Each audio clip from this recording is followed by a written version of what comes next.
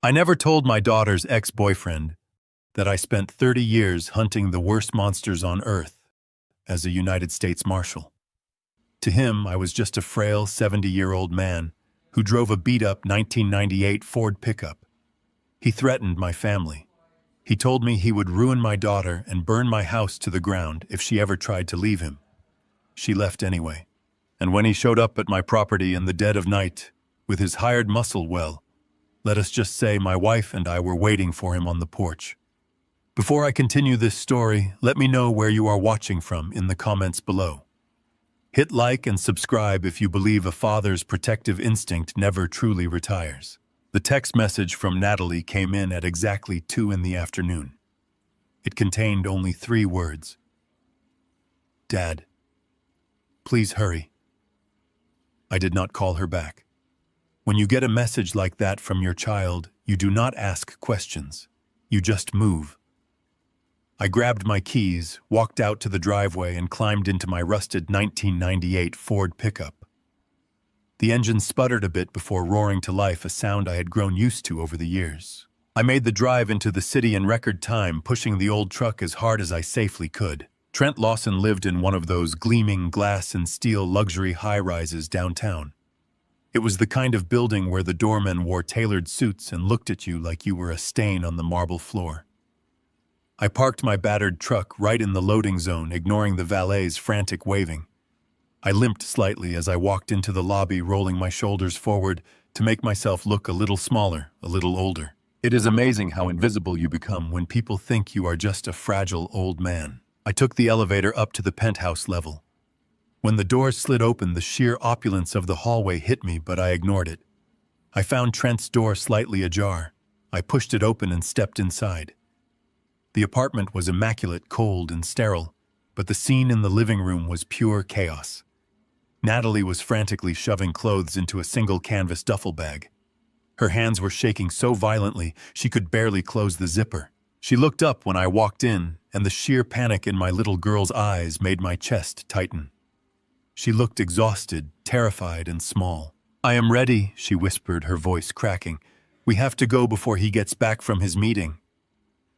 I nodded slowly, playing the part of the slow, hesitant father. I shuffled over and took the bag from her hands, letting my arms tremble just a fraction to sell the act. "Let us go, sweetheart," I said softly. We stepped out of the apartment and into the elevator. Natalie kept looking at the floor numbers, ticking down, holding her breath. I placed a reassuring hand on her shoulder, but my mind was not on comforting her.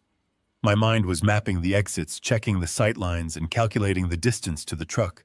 The elevator doors chimed and slid open to the ground floor lobby. And there he was. Trent Lawson stood directly in our path, holding a leather briefcase and wearing a custom-tailored suit that probably cost more than my truck. He was 35, arrogant, and carried himself with the unearned confidence of a man who had always used money to bully his way out of consequences. His eyes locked onto Natalie's bag, and his smug expression darkened into something nasty. Going somewhere, he asked, his voice dripping with condescension. Natalie froze. She stepped behind me instinctively, using my body as a shield. Trent let out a cruel laugh. He walked slowly toward us, his expensive shoes clicking sharply against the marble floor. He stopped a few feet away, looking me up and down with absolute disgust. He did not see a threat. He saw an old man in a flannel shirt holding a cheap duffel bag. Trent stepped past me and aggressively grabbed Natalie's arm. "You are not going anywhere," he snapped, tightening his grip. She tried to pull away, but he yanked her back. I stepped forward, my hands intentionally shaking as I gently placed my fingers on his wrist. "Please, son," I said, my voice cracking perfectly to sound like a frightened elderly man. "Let her go. We do not want any trouble." Trent shoved my hand away so hard I stumbled back a step. "You do not want any trouble, old man," he sneered. "You are standing in my lobby trying to steal my girlfriend. If she walks out those doors, I am going to freeze every cent she has. I will bury you both in so much legal debt, you will have to sell that piece of garbage truck and live on the streets." He turned his attention back to Natalie.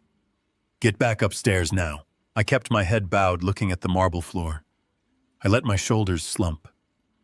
I nodded submissively, acting completely defeated by his wealth and aggression. "I am sorry, son," I mumbled. "Just let her get her things. We will leave you alone." Trent smiled a sickening, triumphant smile. He let go of Natalie's arm, feeling like an absolute god. He had asserted his dominance over the weak old father and the terrified girlfriend. As he turned his back to bark an order at the valet, I gently ushered Natalie through the revolving doors and straight into the passenger seat of my truck. I tossed the bag in the back, climbed into the driver's seat, and threw it into gear. Trent shouted something from the lobby doors, but we were already pulling away from the curb. As we navigated through the downtown traffic, Natalie finally broke down.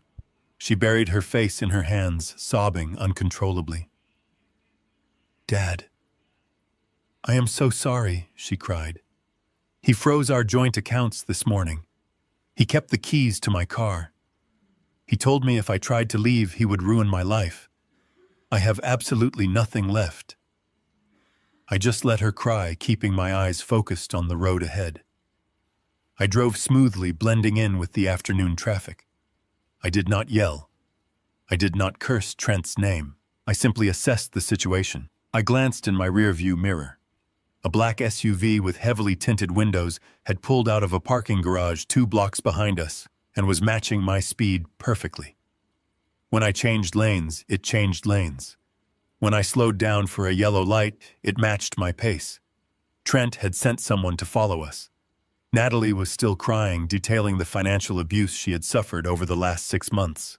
But I was only half listening to her words. The other half of my brain was doing what it had done for 3 decades.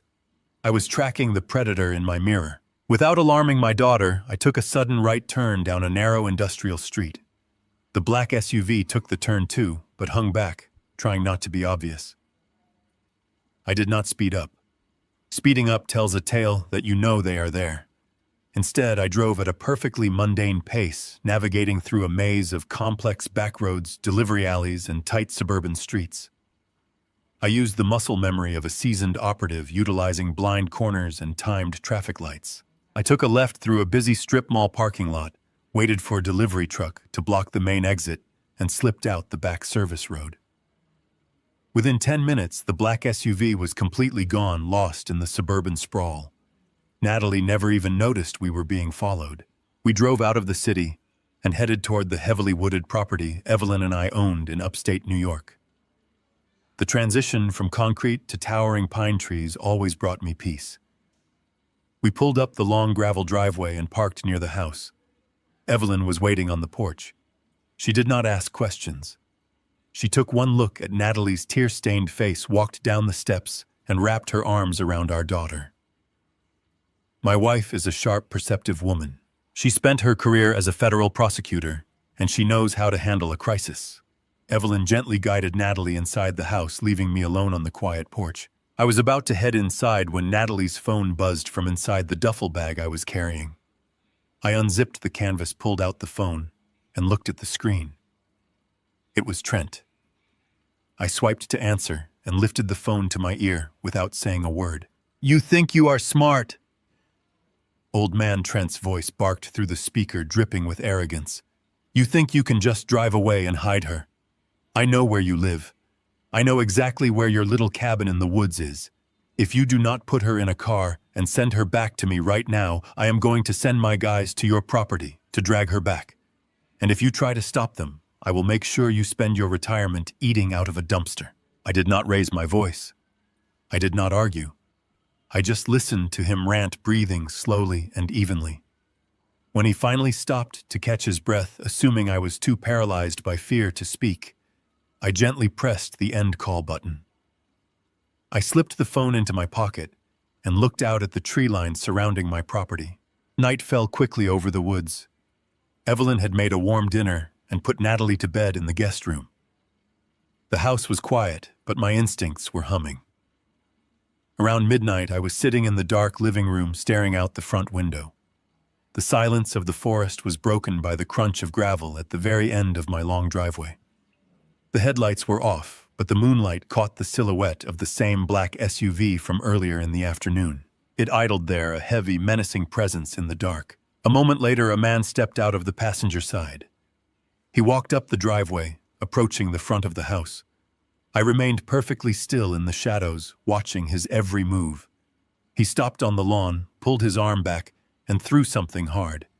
The rock shattered the living room window, sending shards of glass scattering across the wooden floor. The man turned and jogged back to the SUV, and the vehicle sped off into the night. I did not flinch when the glass broke. I calmly stood up, walked over to the shattered window, and picked up the heavy stone resting on the floorboards. Wrapped tightly around the rock with electrical tape was a piece of white paper. I peeled the tape away and unfolded the note under the dim moonlight. The message was scrawled in thick black marker. "Send her back or the house burns." I stared at the threatening words for a long moment. Then I carefully folded the paper and slipped it into my pocket. Trent Lawson thought he was intimidating a helpless old man. He thought he was playing a game he had already won. He had no idea he had just walked into the crosshairs of a man who spent his entire life hunting people far more dangerous than him. I stood on the porch, the shattered glass from the living room window crunching softly under my boots. The rock wrapped in that crude, threatening note felt heavy in my pocket. "Send her back or the house burns." I looked out at the dark, silent woods surrounding my home. To anyone else, the darkness might seem empty, but I knew better. I knew what men like Trent Lawson were capable of. I knew the kind of arrogance that fueled them, the kind that made them think they could operate with impunity. He thought he was dealing with a frightened old man. He thought he held all the cards, but he had no idea what he had just awakened. I didn't call the police. That was the first rule of the life I had left behind. When the threat is immediate, when the stakes are your family's safety, you do not rely on a dispatcher. You rely on yourself.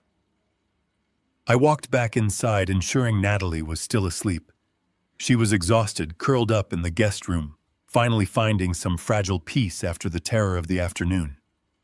Evelyn met me in the hallway, her expression unreadable. She saw the shattered window, the piece of paper in my hand. She didn't ask questions. She didn't panic. She just gave me a look that spoke volumes, a look that said, "Do what you have to do." I stepped out the back door and walked across the damp grass toward the barn. The air was crisp, the scent of pine and wet earth familiar and grounding. The barn was my sanctuary, a place filled with tools and old memories. But beneath the surface, it held secrets I hadn't touched in years. I moved a heavy wooden workbench, the effort causing a familiar ache in my shoulder, a reminder of a life spent in the shadows. Behind the workbench, hidden from view, lay a solid steel safe. I keyed in the combination, the rhythmic click of the dial, a comforting sound. The heavy door swung open, revealing the tools of my former trade. There, resting on a velvet cloth, was my badge, United States Marshal. It wasn't just a piece of metal. It was a symbol of decades spent hunting the most dangerous men on the planet. Men who thought they were untouchable. Men just like Trent Lawson. Beside the badge lay the gear. The tactical vest, the specialized communication devices, the surveillance equipment that had tracked fugitives across international borders. I hadn't touched them since I retired, hoping that chapter was permanently closed. But some chapters refused to stay shut. I carefully lifted out the small, unassuming black boxes. These weren't your average security cameras. They were military-grade, designed to be completely invisible, capable of capturing high-resolution images and video in absolute darkness. I spent the next 3 hours methodically securing the perimeter of my property. I moved with the silent efficiency of a man who had spent a lifetime anticipating the enemy's next move. I placed the cameras strategically, covering every possible approach, every blind spot, every angle of vulnerability. They were hidden in the hollows of ancient oaks, concealed within the dense underbrush, their lenses focused on the driveway, the woods, and the main road. As I worked, the memories flooded back. The adrenaline, the focus, the cold calculation that had kept me alive. I was no longer Jack Sullivan, the retired grandfather. I was the operative who had dismantled cartels, who had tracked phantoms through the most hostile environments. And now my target was a spoiled, arrogant real estate developer who had made the fatal mistake of threatening my daughter. I finished the installation as the first hint of dawn began to paint the horizon in shades of gray. I stood at the edge of the property overlooking the quiet expanse of trees. The trap was set. The perimeter was secure. Trent Lawson thought he was the predator.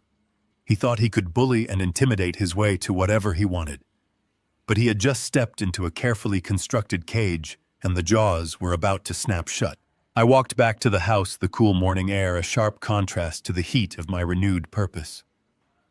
Evelyn was awake, pouring a cup of coffee. She looked at me, her eyes reflecting a mixture of concern and unwavering support. "The perimeter is secure," I said quietly, taking the mug she offered. She nodded, understanding the gravity of those words. The game had changed. Trent Lawson was no longer dealing with a frightened old man. He was dealing with a phantom, a ghost from a world he couldn't begin to comprehend. And as I sipped my coffee, watching the sun slowly rise over the trees, I knew with absolute certainty that he was going to regret the day he ever crossed my path. The silent pivot had begun, and the hunt was officially on. The morning sun had barely crested the tall pine trees surrounding our property when the heavy thud of a fist hitting the front door echoed through the house. Natalie jumped, spilling her hot coffee across the wooden kitchen table. Her eyes went wide with immediate terror. Evelyn placed a steady, calming hand over our daughters, shaking fingers while I walked slowly toward the entryway. I did not bother checking the perimeter cameras first. I already knew what this was. When you deal with arrogant men who hide behind their wealth, their next move is always predictably cruel. When physical intimidation fails, they use the legal system as a weapon. I opened the front door to find a young county deputy standing on my porch. He looked entirely uncomfortable, shifting his weight from side to side while holding a thick stack of manila folders. He asked for Natalie Sullivan. I nodded, stepped aside, and called my daughter over. When the deputy handed her the heavy stack of papers and muttered that she had been officially served, the color completely drained from her face. She took the folders with trembling hands, backing away as the deputy turned and walked back to his cruiser, without another word. Natalie carried the dense stack of legal documents to the kitchen table. She opened the top folder and began to read. I watched her eyes dart back and forth across the aggressive legal jargon. Within seconds, her breathing turned shallow and rapid. A quiet, devastated sob escaped her lips before she dropped the papers onto the floor as if they were on fire. She collapsed into a kitchen chair, wrapping her arms around her stomach. "Dad!" She whispered, her voice cracking so badly I could barely understand her. "He is suing me. He says I stole from his company." I picked up the documents from the floor and scanned the first few pages. Trent Lawson was officially accusing my daughter of embezzling $50,000 from his luxury real estate development company. The paperwork was incredibly thorough, filled with fabricated ledger entries, manipulated bank statements, and ruthless legal threats. It demanded immediate restitution and threatened criminal charges. It was signed by a local civil judge named Barrett. I knew that name well. Judge Barrett was notorious in the county for being extremely friendly to wealthy developers who quietly funded his re-election campaigns. Trent had not just hired a vicious lawyer, he had essentially bought a judge. "He is going to send me to federal prison," Natalie cried, burying her face in her hands. She was hyperventilating now, the sheer weight of the threat completely crushing her spirit. "He told me he would do this. He said he would make it look like I was the one moving the money around his accounts.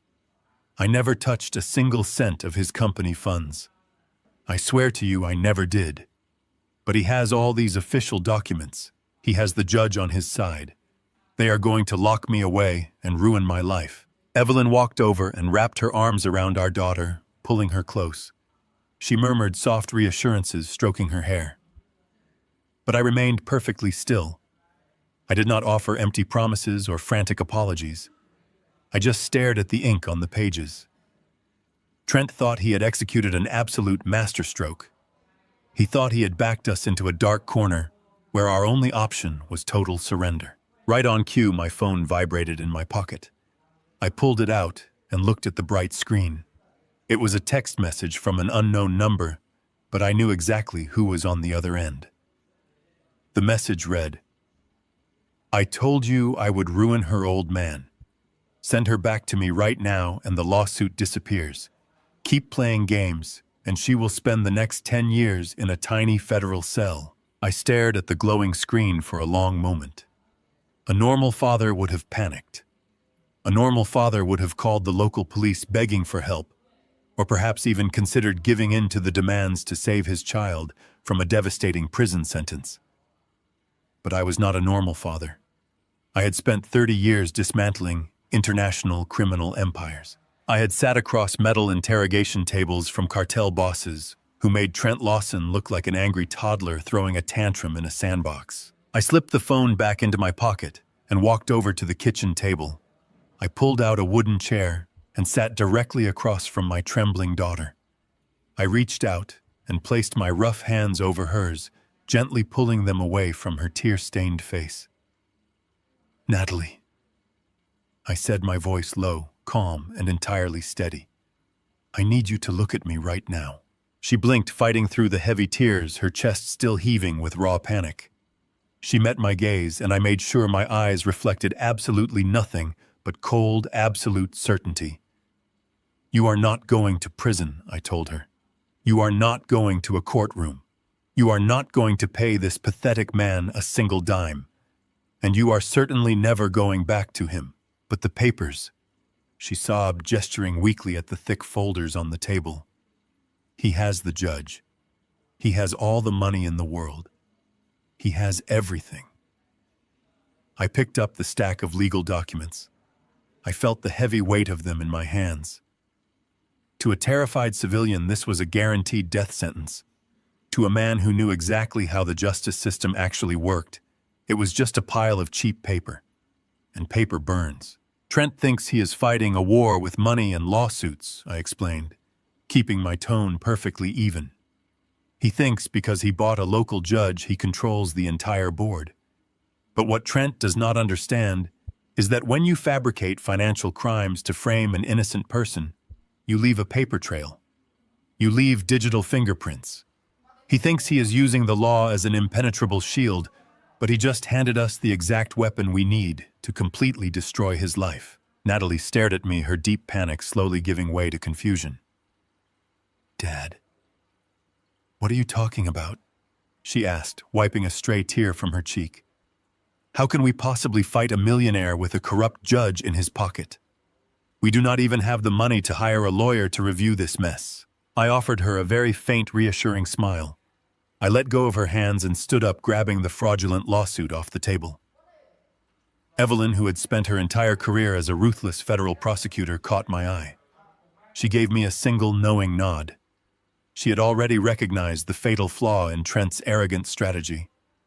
When you submit fake financial ledgers to a court, you are committing perjury and fraud on a federal level. Trent had just documented his own crimes and handed them directly to a retired United States Marshal. "Do not worry about the paperwork, sweetheart," I said, turning toward the hallway.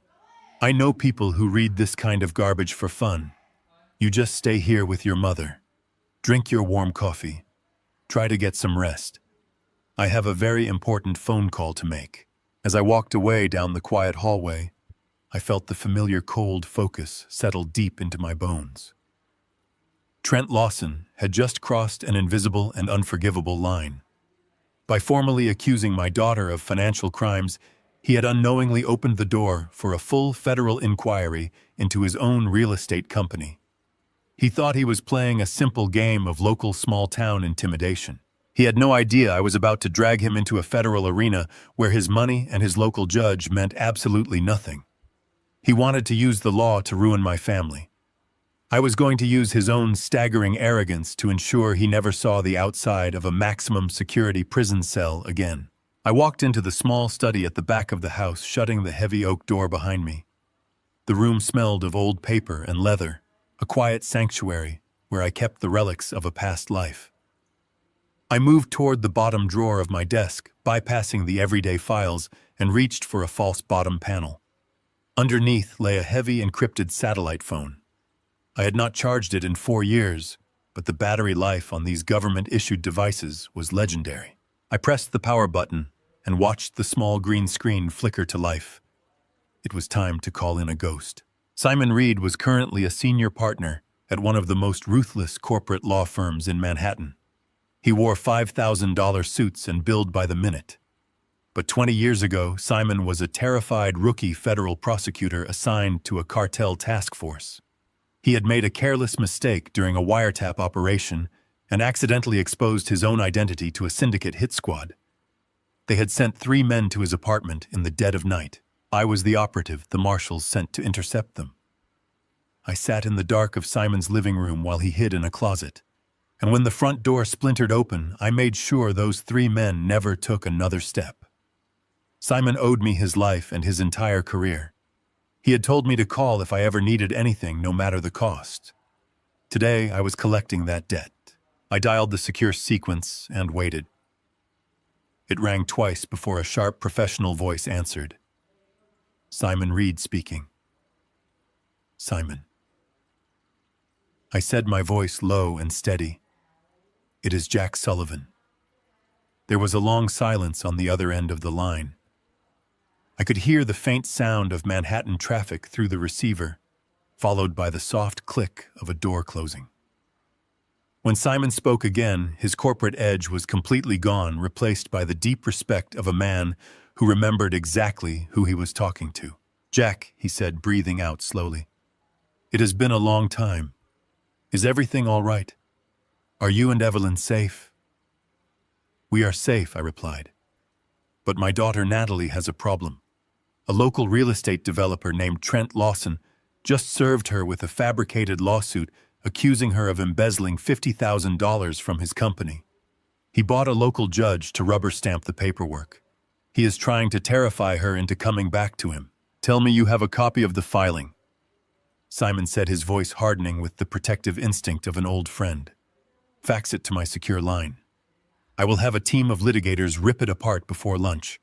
We will countersue him for malicious prosecution and bury him under so many injunctions he will not be able to breathe. No, I said, leaning back in my leather chair. We are not going to fight the lawsuit, Simon. The lawsuit is a distraction. It is a loud noise meant to make us panic and scramble for a defense. If we fight him in a local civil court, we are playing by his rules on his territory. I do not play defense. We are going straight for the throat. I could hear Simon shifting in his chair. What do you need me to do, Jack? I need you to pull every corporate record, every tax filing, and every public ledger connected to Trent Lawson and his development company I instructed. I want to see exactly how his money moves. I want to know who his partners are, who supplies his building materials, and where his capital originates. I want his financial life dissected down to the very last penny. Consider it done, Simon replied, typing rapidly on a keyboard.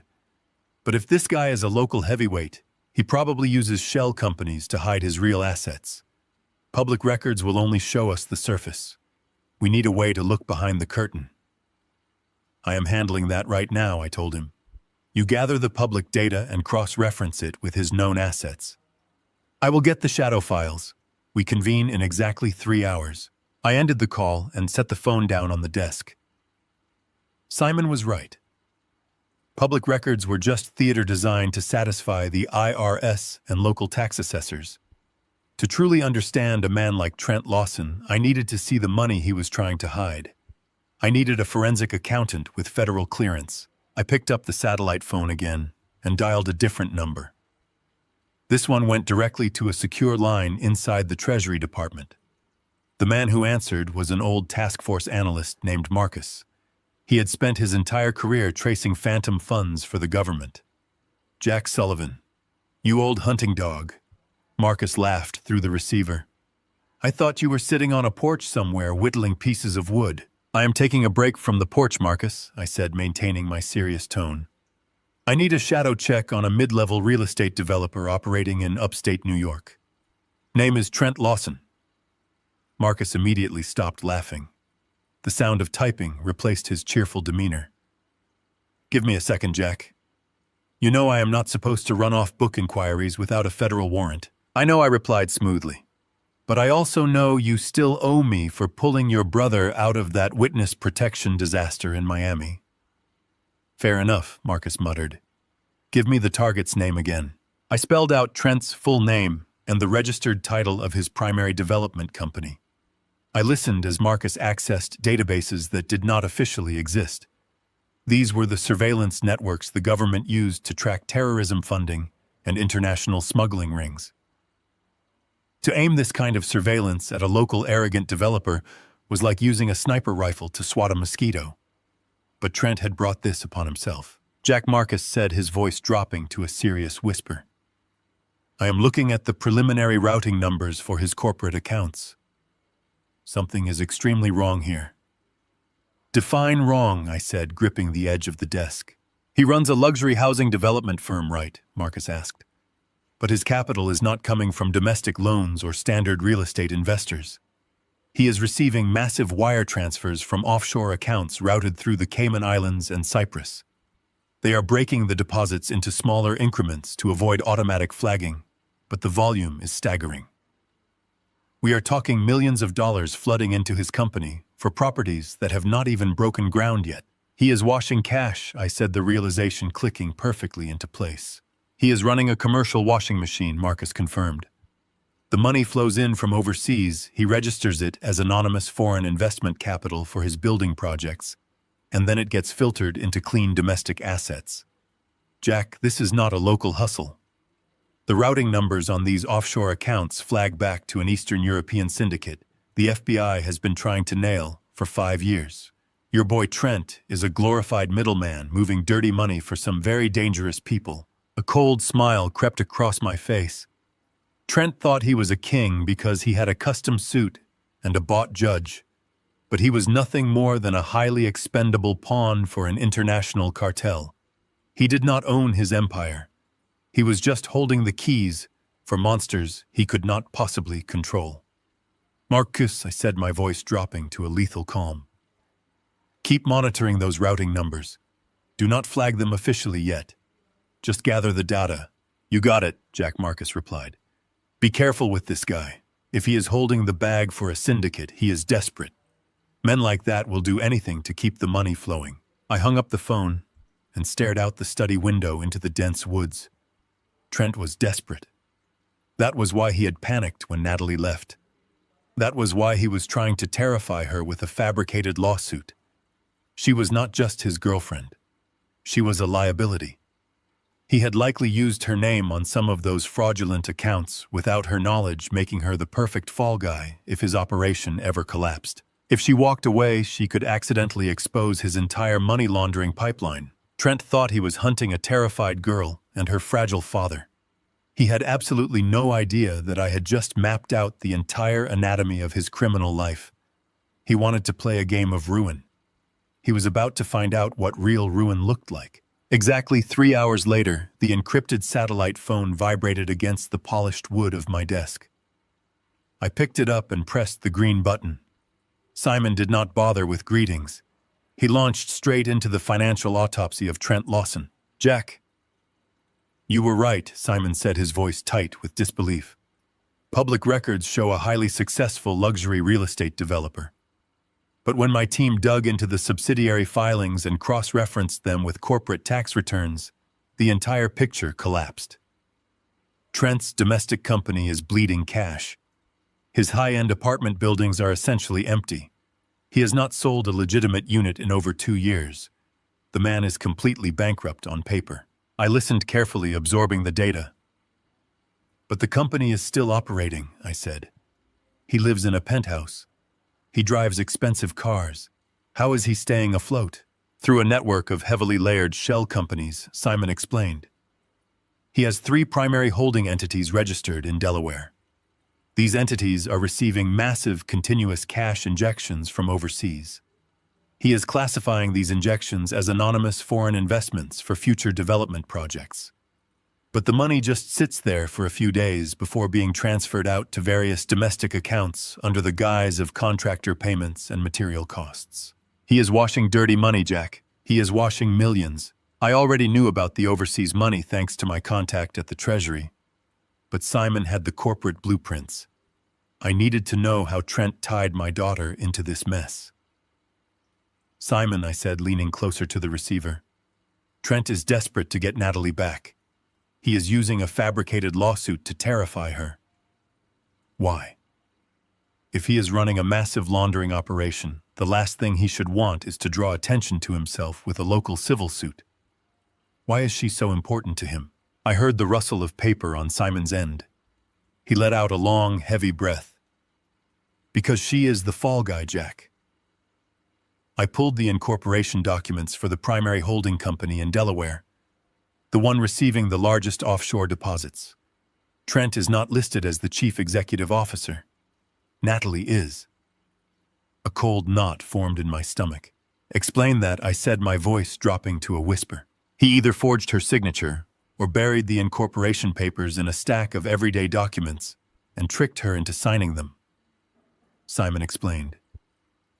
Legally speaking, she is the primary beneficiary and the chief officer of the shell company holding the laundered money.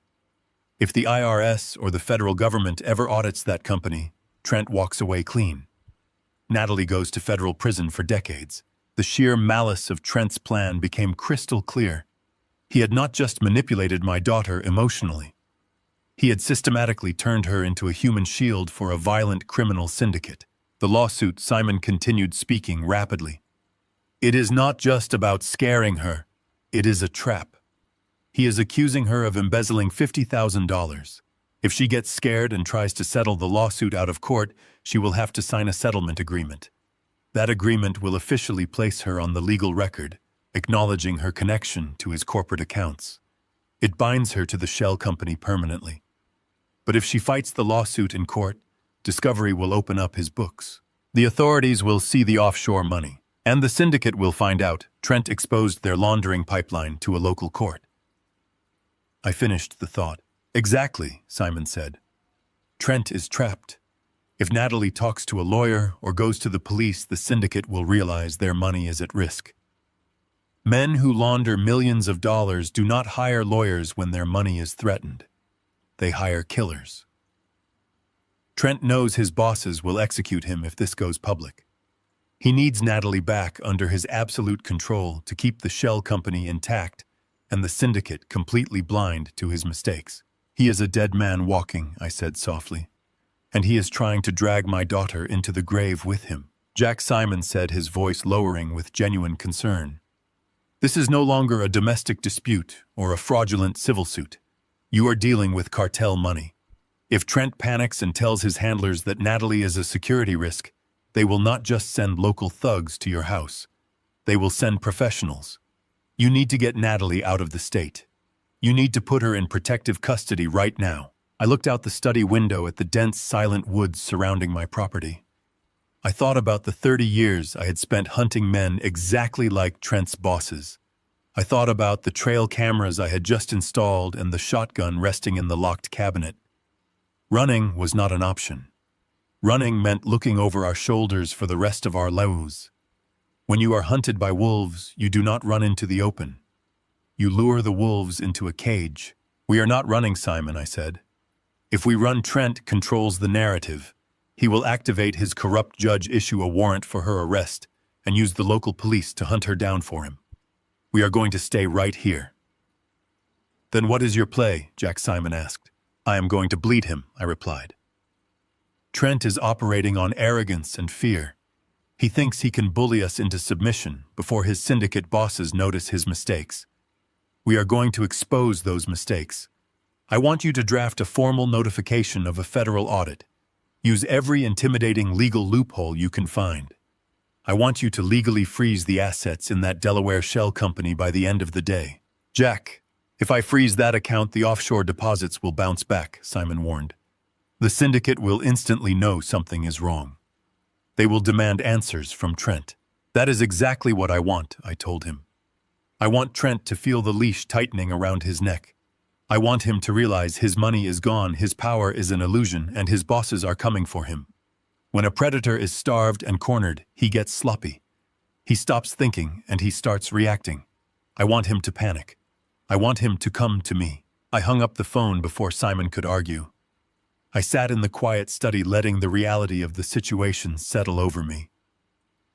My daughter was not just dealing with an abusive ex-boyfriend. She was tied to an international criminal enterprise.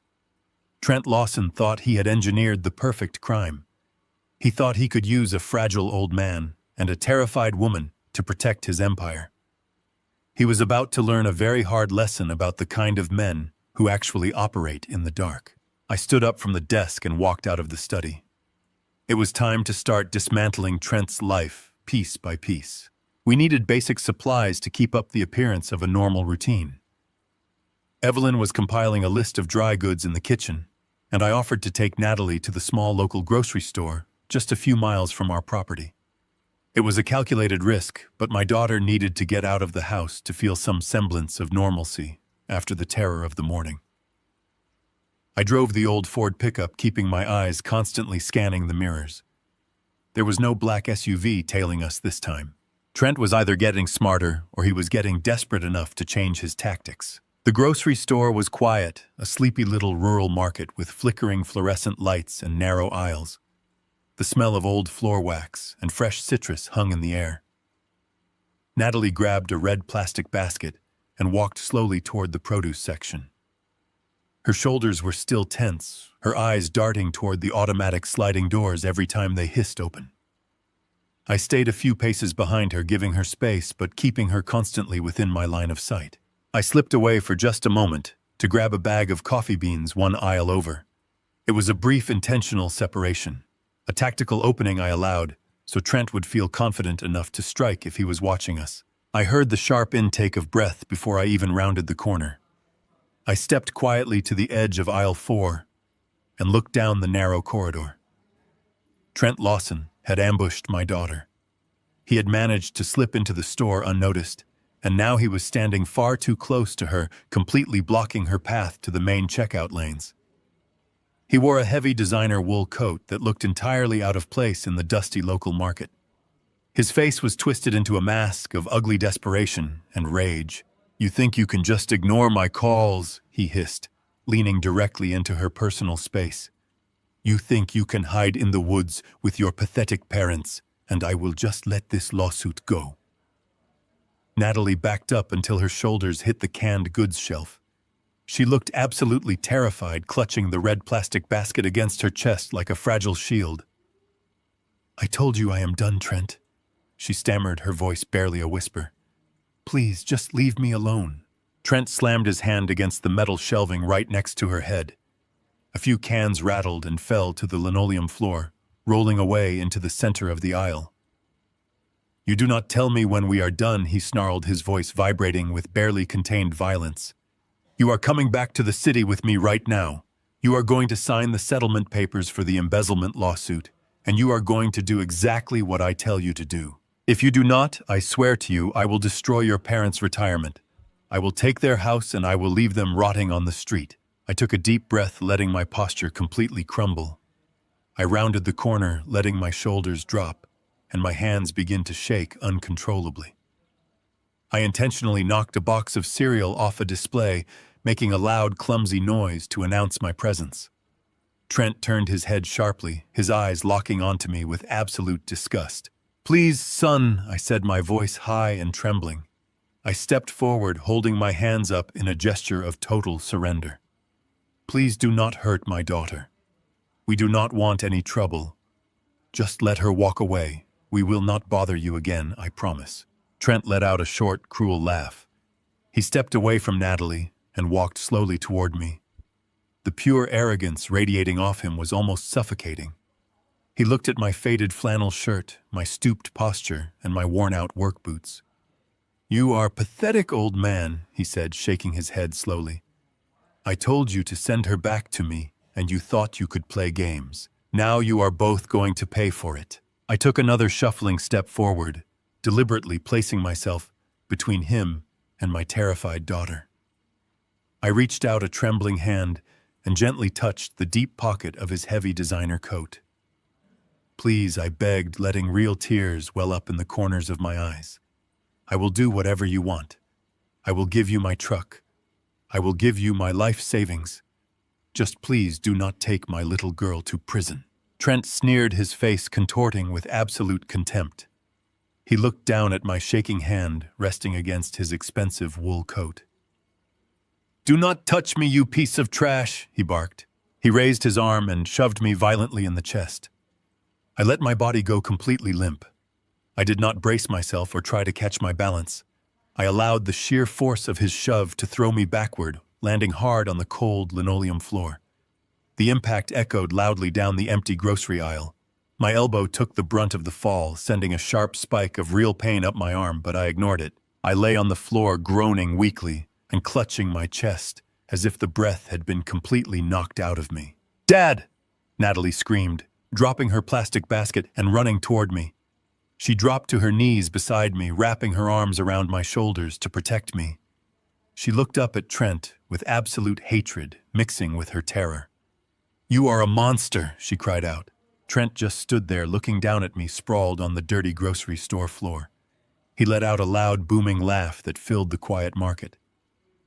"Look at your great protector, Natalie," he mocked, gesturing at me with a dismissive wave of his hand. "This weak, pathetic old fool cannot even keep himself on his feet. You think he can save you from me.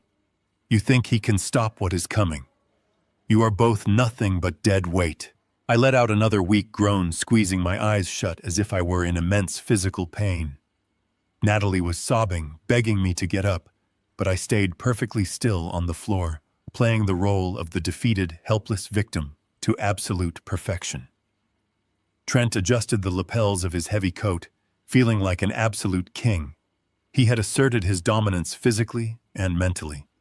He had proven to Natalie that her father was nothing but a fragile obstacle easily swept aside by his money and his power. "I will give you until tonight to pack your bags and come back to the city," Trent said, his voice dripping with venom. "If I do not hear from you by midnight, I am activating the judge. I am freezing your parents' bank accounts, and then I am coming back to that cabin to finish this. Do not make me come back to the woods, Natalie." With one last disgusted look at me trembling on the floor, Trent turned on his heel and strode confidently out of the aisle.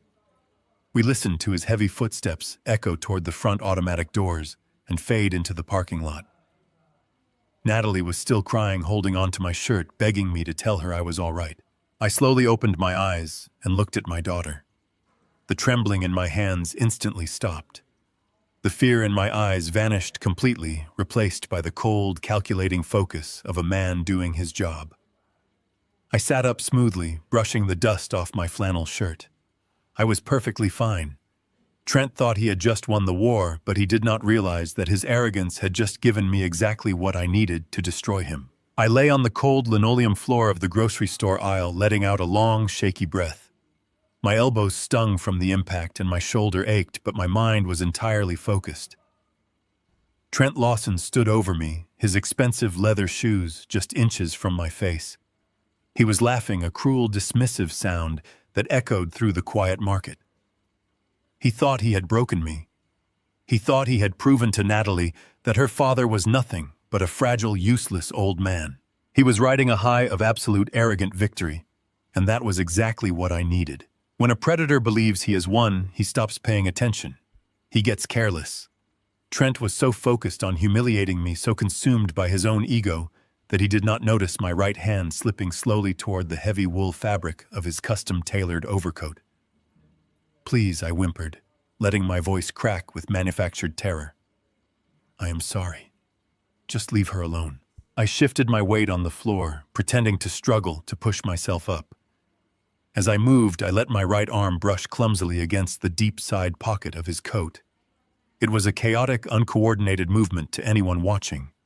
But to a man who had spent 3 decades planting surveillance devices on international fugitives, it was a flawlessly executed sleight of hand. Hidden between my fingers were 2 pieces of federal-grade technology. The first was a GPS tracking beacon no larger than a dime, completely undetectable by commercial sweeps. The second was a microscopic audio transmitter originally designed for deep-cover counter-terrorism operations. With one smooth, fluid motion, disguised as a desperate attempt to grab his coat for balance, I slipped both devices deep into the lining of his pocket. "Do not touch me, you piece of trash," Trent barked, stepping back and swatting at my arm. I let my hand fall to the floor, curling into a fetal position, as if terrified by his sudden movement. It was done. The payload was delivered. Trent Lawson was now walking around with a federal listening post resting comfortably in his pocket.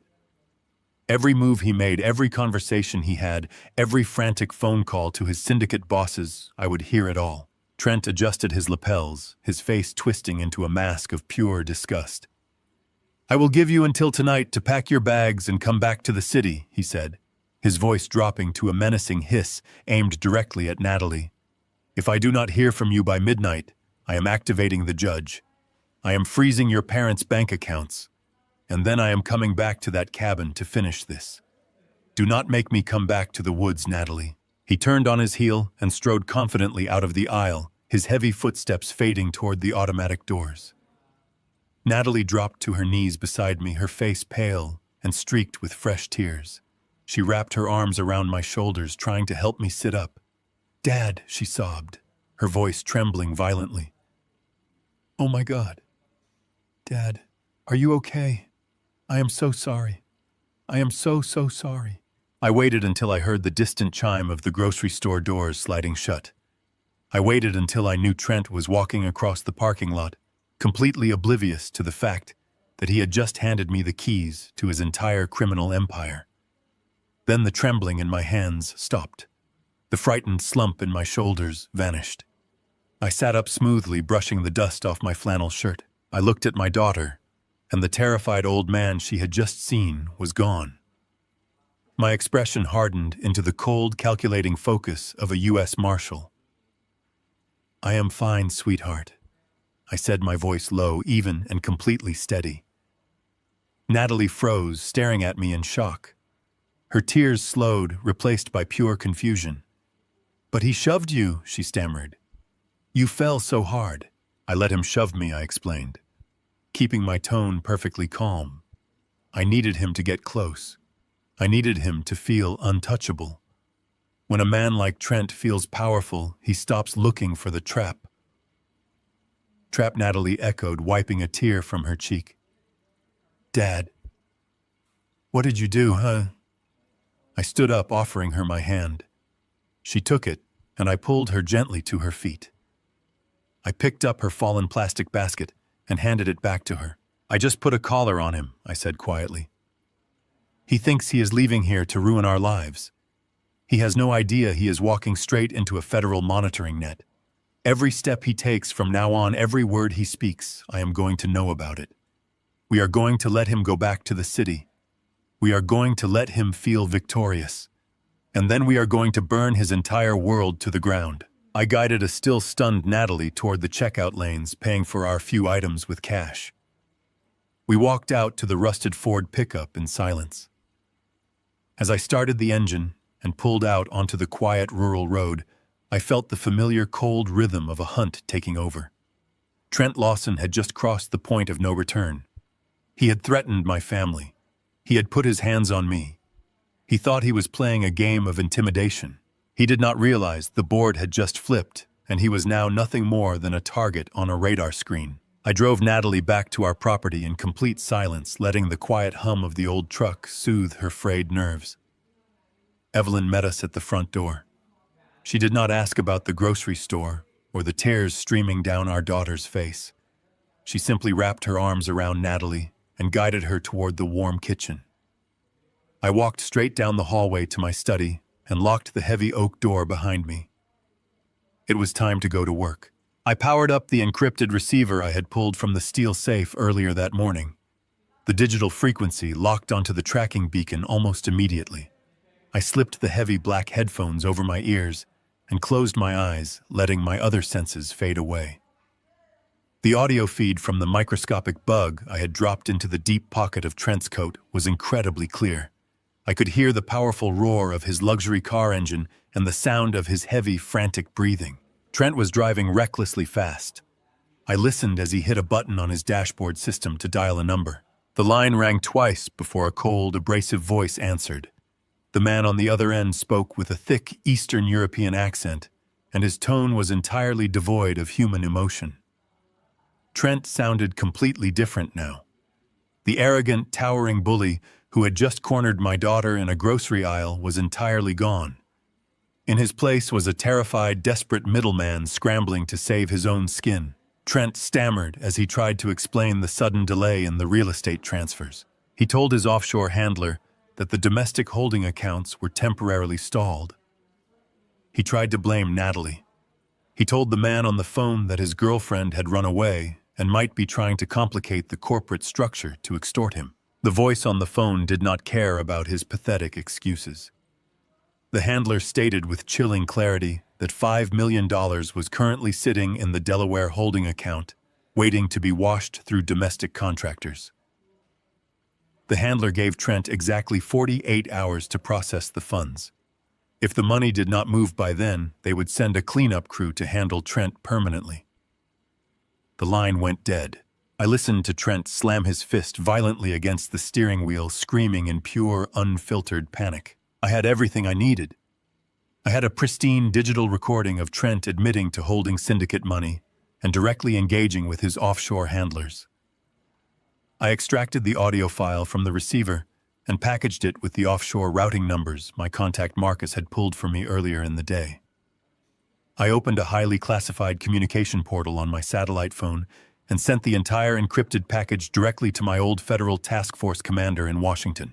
I attached a single short message instructing them to follow the money and prepare for a major asset seizure. Then I picked up the phone and called Simon Reed. I told him I had the smoking gun and that the syndicate had given Trent a 48-hour window to move the cash. I told Simon it was time to drop the hammer. Simon did not hesitate for a second. He had spent the entire afternoon preparing a devastating legal strike. Using his high-level corporate clearance and the undeniable offshore evidence I had just provided, Simon filed an emergency injunction with a federal judge. He did this under the guise of an imminent Securities and Exchange Commission audit. When you want to freeze a man like Trent, you do not just lock his personal checking account. You sever his financial arteries. Simon specifically targeted the Delaware shell companies Trent was using as his primary washing machines.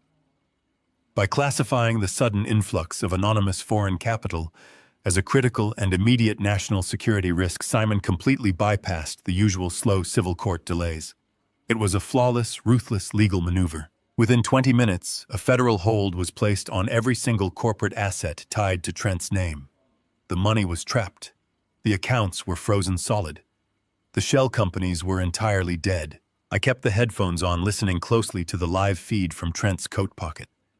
He had parked his car and walked into an exclusive high-end restaurant downtown. I could hear the faint clinking of expensive glassware and the soft jazz playing in the dining room. Trent ordered an expensive double bourbon, trying desperately to calm his frayed nerves. He was sitting there in the dark, trying to figure out how to force my daughter to come back and sign the settlement papers. He thought he still had 48 hours to fix his massive problems. He thought he could still control the board and bully his way out of a grave. He had absolutely no idea that his entire empire had just been wiped out with the stroke of a federal pen. I sat back in my leather chair and took a slow, deep breath. The trap had been perfectly executed. Trent's money was completely gone. His power was nothing but an illusion, and his violent bosses were already watching the clock tick down. I had successfully severed his supply line without ever stepping foot inside a courtroom. The beast was finally bleeding, and the scent of it in the water was going to drive him completely mad. He was about to realize that he was completely out of options. And when a man like Trent realizes he has nothing left to lose, he makes the biggest mistake of his life. I took the headphones off and walked out of the study, ready for the final phase of the hunt. And I kept the headphones pressed tightly against my ears, listening as Trent Lawson's entire world began to unravel. He was still sitting at the bar of that high-end downtown restaurant. I could hear the ambient noise of the dining room, the low hum of expensive conversations, and the clinking of heavy crystal glasses. Trent had ordered a second double bourbon, trying to drown the rising panic of the 48-hour deadline his syndicate handlers had just given him. He thought he still had time to fix his mistakes. He thought he could still control the board. "Sir, your bill," the bartender said, his voice polite but clipped. I heard the rustle of leather as Trent pulled out his wallet. He handed over a heavy corporate credit card, the kind of card that usually guaranteed instant deference. There was a pause filled by the ambient noise of the restaurant. Then the bartender returned, and the polite tone was gone, replaced by a cold, professional edge. "I am sorry, sir," the bartender said. "This card has been declined." "Declined!" Trent snapped, his voice immediately escalating into arrogant indignation. "That is impossible. Run it again. There is no limit on that account." "I did run it again, sir," the bartender replied. "The terminal says the account has been frozen by the issuer. Do you have another form of payment?" I could hear the frantic shuffling as Trent tore through his wallet, pulling out a personal platinum card.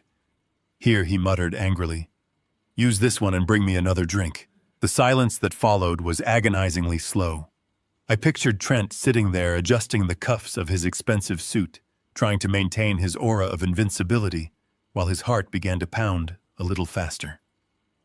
The bartender returned, and this time he did not even try to hide his disdain. "Sir, this card is also declined. In fact, the terminal is flagging a total asset freeze on all accounts linked to your name. You need to provide an alternative payment method immediately, or I will be forced to call the manager." Trent did not argue this time. The realization hit him like a physical blow. The arrogant bluster vanished completely.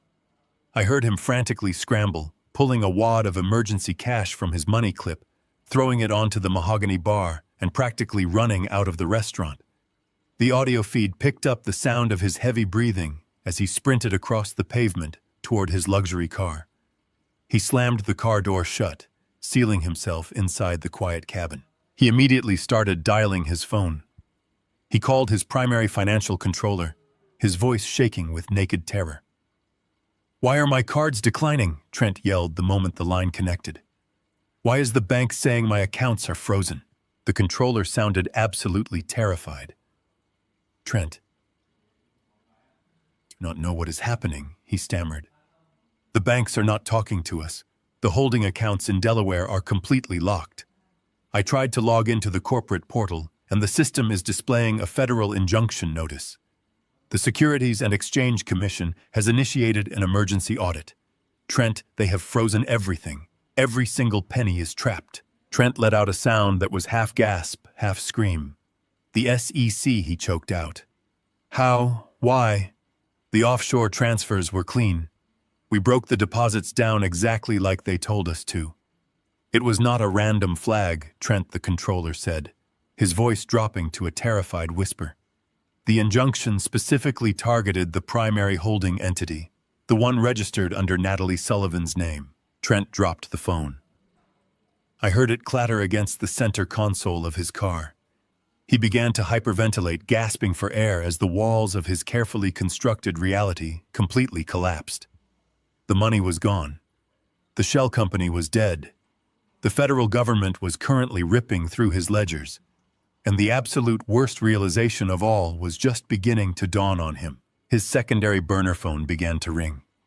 The shrill electronic tone echoed loudly inside the quiet car. It was the secure line he used exclusively for his offshore handlers. Trent stared at it. I could hear his ragged breathing as he hesitated, terrified to answer. The phone rang and rang, a relentless, demanding sound. Finally, he picked it up, his hand shaking so violently the phone rattled against his teeth. "Lawson," the cold, abrasive voice of his syndicate handler stated through the speaker. "We are receiving notification from our domestic contractors. The holding accounts are locked. The capital transfers have failed. Explain this immediately." "It is a mistake," Trent stammered, his voice pitching high with panic. "It is a temporary hold. The bank just flagged a routine anomaly. I can fix it. I just need a few hours." The handler cut him off, and the absolute lack of emotion in the man's voice was chilling. "It is not a bank anomaly, Lawson. We ran a shadow check on the corporate registration. The SEC has initiated a federal freeze. You exposed the pipeline. You lost our money." No, listen to me, Trent," begged, tears completely choking his words. "It was not me. I did not expose anything. It was her. It was Natalie. She is the registered officer on that account. She found out about the offshore deposits. She ran away this morning. She must have gone to the police. She is the one who flagged the accounts. I can fix this. I can find her. I can make her retract the statements. Please just give me until tonight. We do not give extensions, Lawson, the handler said, his voice dropping to a deadly calm. You have until midnight to recover the capital and secure the registered officer. If the freeze is not lifted by 12:01, you are entirely expendable. The cleanup protocol will be initiated. The line went dead. Trent sat in the dark, silent car, sobbing uncontrollably. He was completely broken. His money, his power, his arrogant facade had all been stripped away in a matter of hours. He was a dead man walking, and he knew it. But a cornered animal is incredibly dangerous. Trent's panic began to mutate into a violent, desperate paranoia. He believed Natalie had gone to the authorities. He believed she had single-handedly destroyed his empire. He thought she was the only loose end standing between him and execution by his syndicate bosses. He did not know about me. He did not know about the federal tracking devices or the elite legal team I had unleashed upon him. He just knew he had to silence my daughter before midnight. I listened as Trent picked up his phone again. His hands were still shaking, but his voice had hardened into something ugly and lethal. He pulled up his text messages and began to type furiously. I knew exactly what he was writing. He was preparing to send the final, desperate ultimatum. The trap was perfectly set. The beast was bleeding heavily, and it was about to charge blindly into the dark. I listened through those heavy black headphones as the silence in Trent's car stretched out for what felt like an eternity. He had just hung up with his syndicate handlers. The 48-hour deadline hung over his head like a guillotine, but the reality of his situation was far worse. He did not have 48 hours. His domestic accounts were frozen solid. His offshore deposits were bouncing back. He had absolutely no way to access the capital he needed to save his own life. The panic that had been driving him began to curdle into something else entirely. I could hear it in the sudden erratic rhythm of his breathing. The frantic gasping slowed, replaced by the heavy measured exhales of a man who has run out of options. When a predator realizes he is trapped, he stops trying to escape and starts looking for something to destroy. I heard the sharp metallic click of his car's center console opening. There was the heavy thud of something solid being shifted around, followed by the unmistakable metallic slide of a pistol slide being racked. He was checking a weapon. A cold, familiar chill washed over me. Trent was no longer operating as a corrupt businessman trying to salvage his empire. He had crossed the threshold into raw violence. He picked up his phone again. The keys clicked rapidly as he typed. I knew who he was messaging before the notification even pinged on my daughter's phone down the hall. I took the headphones off and left my study, walking quickly toward the living room. Natalie was sitting on the sofa, her knees pulled tightly to her chest, staring blankly at the dark screen of her phone resting on the coffee table. Evelyn was sitting beside her reading a book, but her posture was tense, her eyes constantly scanning the tree line outside the window. The phone screen lit up with a sharp buzz. Natalie jumped, letting out a small, involuntary gasp. She reached for the phone, her hand trembling so badly she almost dropped it. She stared at the screen for a long moment, the color draining from her face. Her breathing hitched, and a single tear spilled over her eyelashes, tracing a silent path down her cheek. What does it say? Evelyn asked, her voice calm but demanding. Natalie looked up at me, her eyes wide with absolute terror. She held the phone out, her hand shaking violently. I took the phone and looked at the glowing screen. The text message from Trent was short and completely devoid of his usual arrogant bluster. It read, I know what you did. I am coming to the cabin tonight. No cops, or you are all dead. He was not coming to negotiate. He was not coming to drag her back to the city to sign fraudulent settlement papers. He had convinced himself that Natalie was the sole reason his laundering operation had collapsed. He believed she had gone to the authorities and exposed the syndicate pipeline. In his twisted, desperate mind, silencing her was the only way to prove his loyalty to his offshore bosses and buy himself a little more time to escape. He wants to kill us. Natalie whispered, her voice cracking. He actually wants to kill us. Dad, we have to leave. We have to pack whatever we can and run right now. We can go to a hotel. We can go to another state. We just cannot be here when he arrives. She stood up frantically, looking around the room, as if searching for an immediate escape route. The sheer panic was overwhelming her, completely hijacking her ability to think clearly. I placed a firm, steady hand on her shoulder, stopping her erratic movements. We are not running, Natalie, I said, my voice low and incredibly steady. Are you insane? She cried out, tears streaming down her face. He has a gun, Dad. I know he has a gun. He told me once he bought it for protection. If he shows up here, he is not going to just talk. He is going to hurt you. He is going to hurt Mom. And it is all my fault. I looked at my daughter, letting the full weight of my calmness wash over her rising hysteria. I had spent 30 years watching terrified people try to run from monsters. Running never works. Running just changes the location of the inevitable confrontation. When you run, you give up the tactical advantage. You let the predator choose the time and the place. Trent thinks we are prey, I explained, keeping my tone perfectly even. He thinks he is driving up here to find a terrified woman and two helpless old people hiding in the dark. If we run, he controls the narrative. He will hunt us down because he has absolutely nothing left to lose. But what can we do? She sobbed, wrapping her arms around herself. We cannot fight him. Evelyn stood up from the sofa. She walked over and gently cupped Natalie's tear-stained face in her hands. You need to listen to your father, Evelyn said, her voice carrying the quiet authority of a woman who had spent decades putting dangerous men in federal prison. Trent Lawson is a desperate amateur playing a game he does not understand. Your father is a professional who wrote the rules. Natalie blinked, looking back and forth between us. Her confusion momentarily pierced through her terror. What do you mean? She asked. I let go of her shoulder and walked over to the large front window, looking out at the fading light over the dense woods surrounding our property. Trent had made his choice. He had decided to escalate this from a financial dispute to an armed confrontation. He thought he was coming to our home to commit murder. I am going to make a phone call, I said, turning back to face my daughter. And then we are going to get ready for company. Trent wants to come to the cabin tonight. We are going to let him come. We are going to let him walk right up to the front door. And then we are going to show him exactly what happens when you threaten the wrong family. Natalie could not stand still.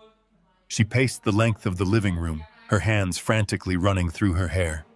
She started grabbing random items from the coffee table, a coaster, a magazine, a decorative candle, putting them down just as quickly as she picked them up. Her mind was completely fractured by the sheer terror of Trent's message. He was coming tonight. He had a gun. He was going to kill us. Dad, please, she begged, turning to me with tears streaming down her face. We have the truck. We can just leave. We can go to a motel on the interstate. We can call the local police from the road and tell them he broke into the house. Please do not make us stay here. If he brings those guys from his company, we do not stand a chance. I let her get it all out. When someone is drowning in panic, you do not try to talk over them. You wait until they run out of breath, and then you throw them the lifeline. Evelyn stood quietly near the fireplace, her arms crossed, maintaining that impenetrable calm she had honed over years of prosecuting violent criminals. She did not coddle Natalie this time. She just watched me, knowing it was exactly the right moment to pull the curtain back. Natalie, I said, my voice soft, but carrying a weight that immediately stopped her frantic pacing. Come over here and sit down. She hesitated, her eyes darting toward the front door. Dad, there is no time to sit, she pleaded. Sit down, Natalie, Evelyn said. It was not a request. It was the tone of a woman who commanded federal courtrooms. Natalie blinked, surprised by her mother's sudden authority, and slowly sank onto the edge of the sofa. I walked over to the large oak bookcase built into the far wall of our living room. It held decades of classic novels, photo albums, and dusty encyclopedias. I reached behind a thick, leather-bound volume of historical biographies and pressed a hidden latch.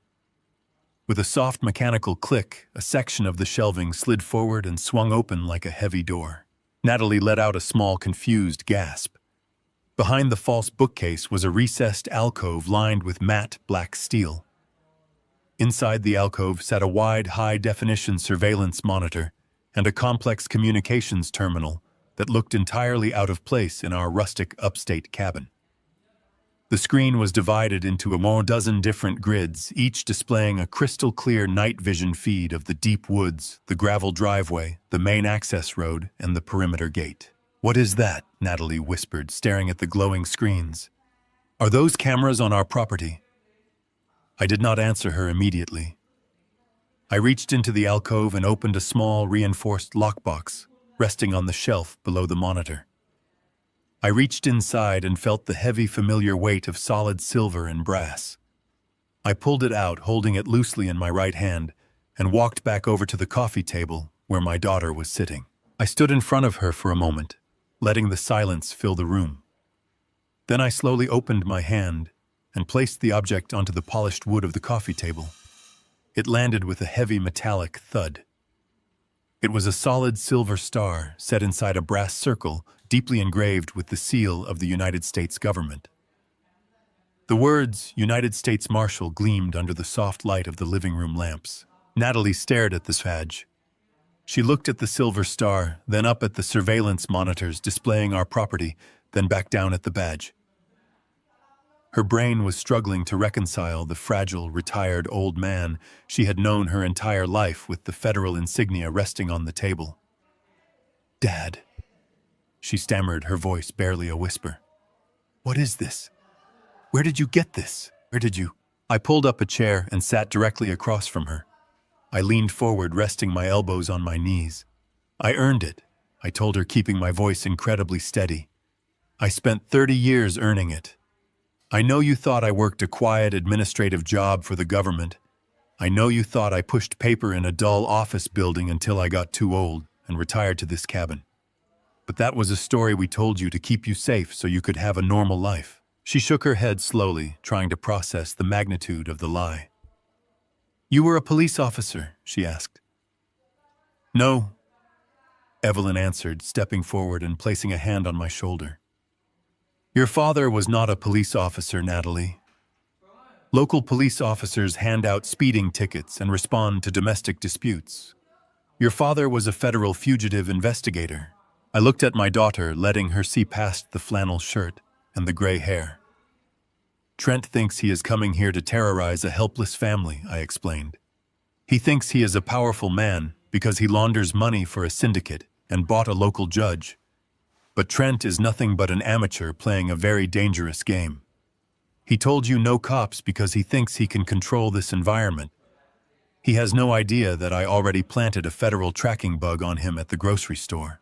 He has no idea I froze all his offshore accounts this afternoon." Natalie gasped, covering her mouth with her hands. "You froze his accounts," she choked out. "That is why he is so angry. That is why he is coming." "He is coming because he is a cornered rat," I said flatly. "He is terrified of the men he works for, and he thinks killing you is the only way to cover his tracks. He thinks he is the predator tonight. But I have spent 3 decades tracking down the most violent men on this planet. Men who ran cartels, men who disappeared into jungles, men who thought they were entirely untouchable. I brought every single one of them in." I pointed to the glowing surveillance monitor behind me. "Those cameras are military-grade, sweetheart. They cover every square inch of this property. I have sensors buried in the driveway that will tell me exactly how much a vehicle weighs when it pulls through the gate. Trent is driving up here completely blind.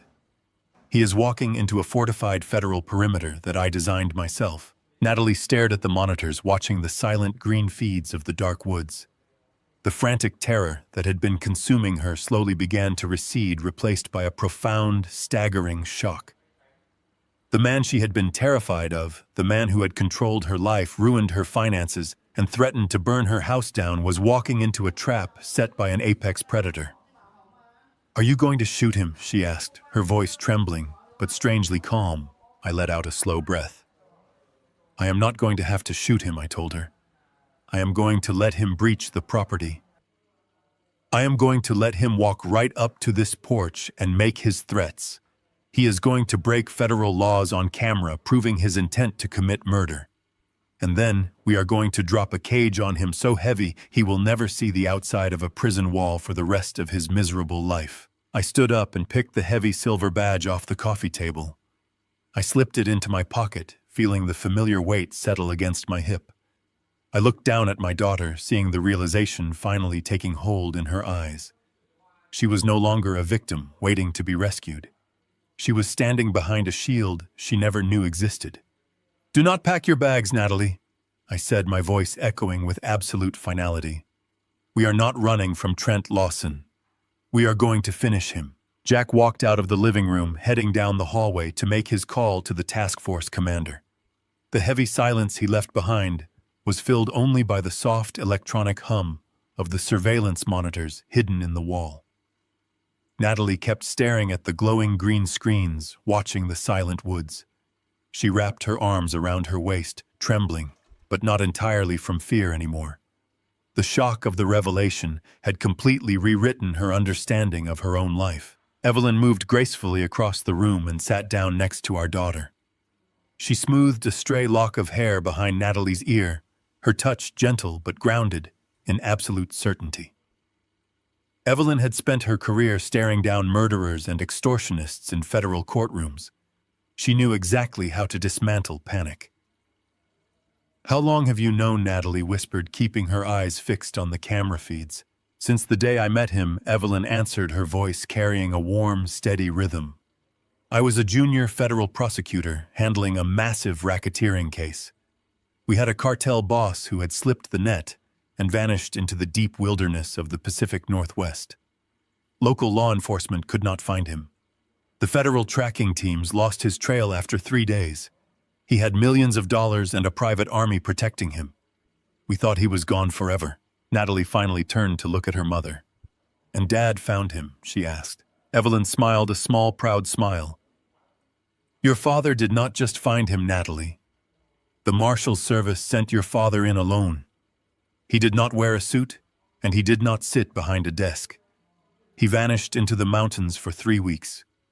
He lived in the dirt and the freezing rain, tracking footprints and broken branches that nobody else could even see.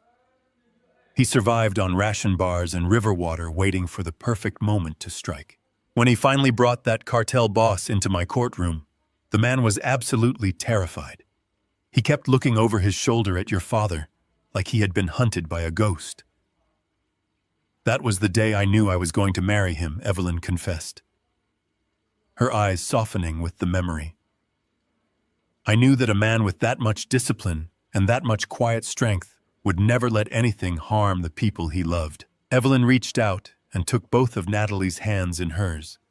She wanted her daughter to understand the absolute disparity between the man coming to threaten them and the man waiting on the porch. "We told you he was a low-level government administrator because the truth was too dangerous," Evelyn explained softly.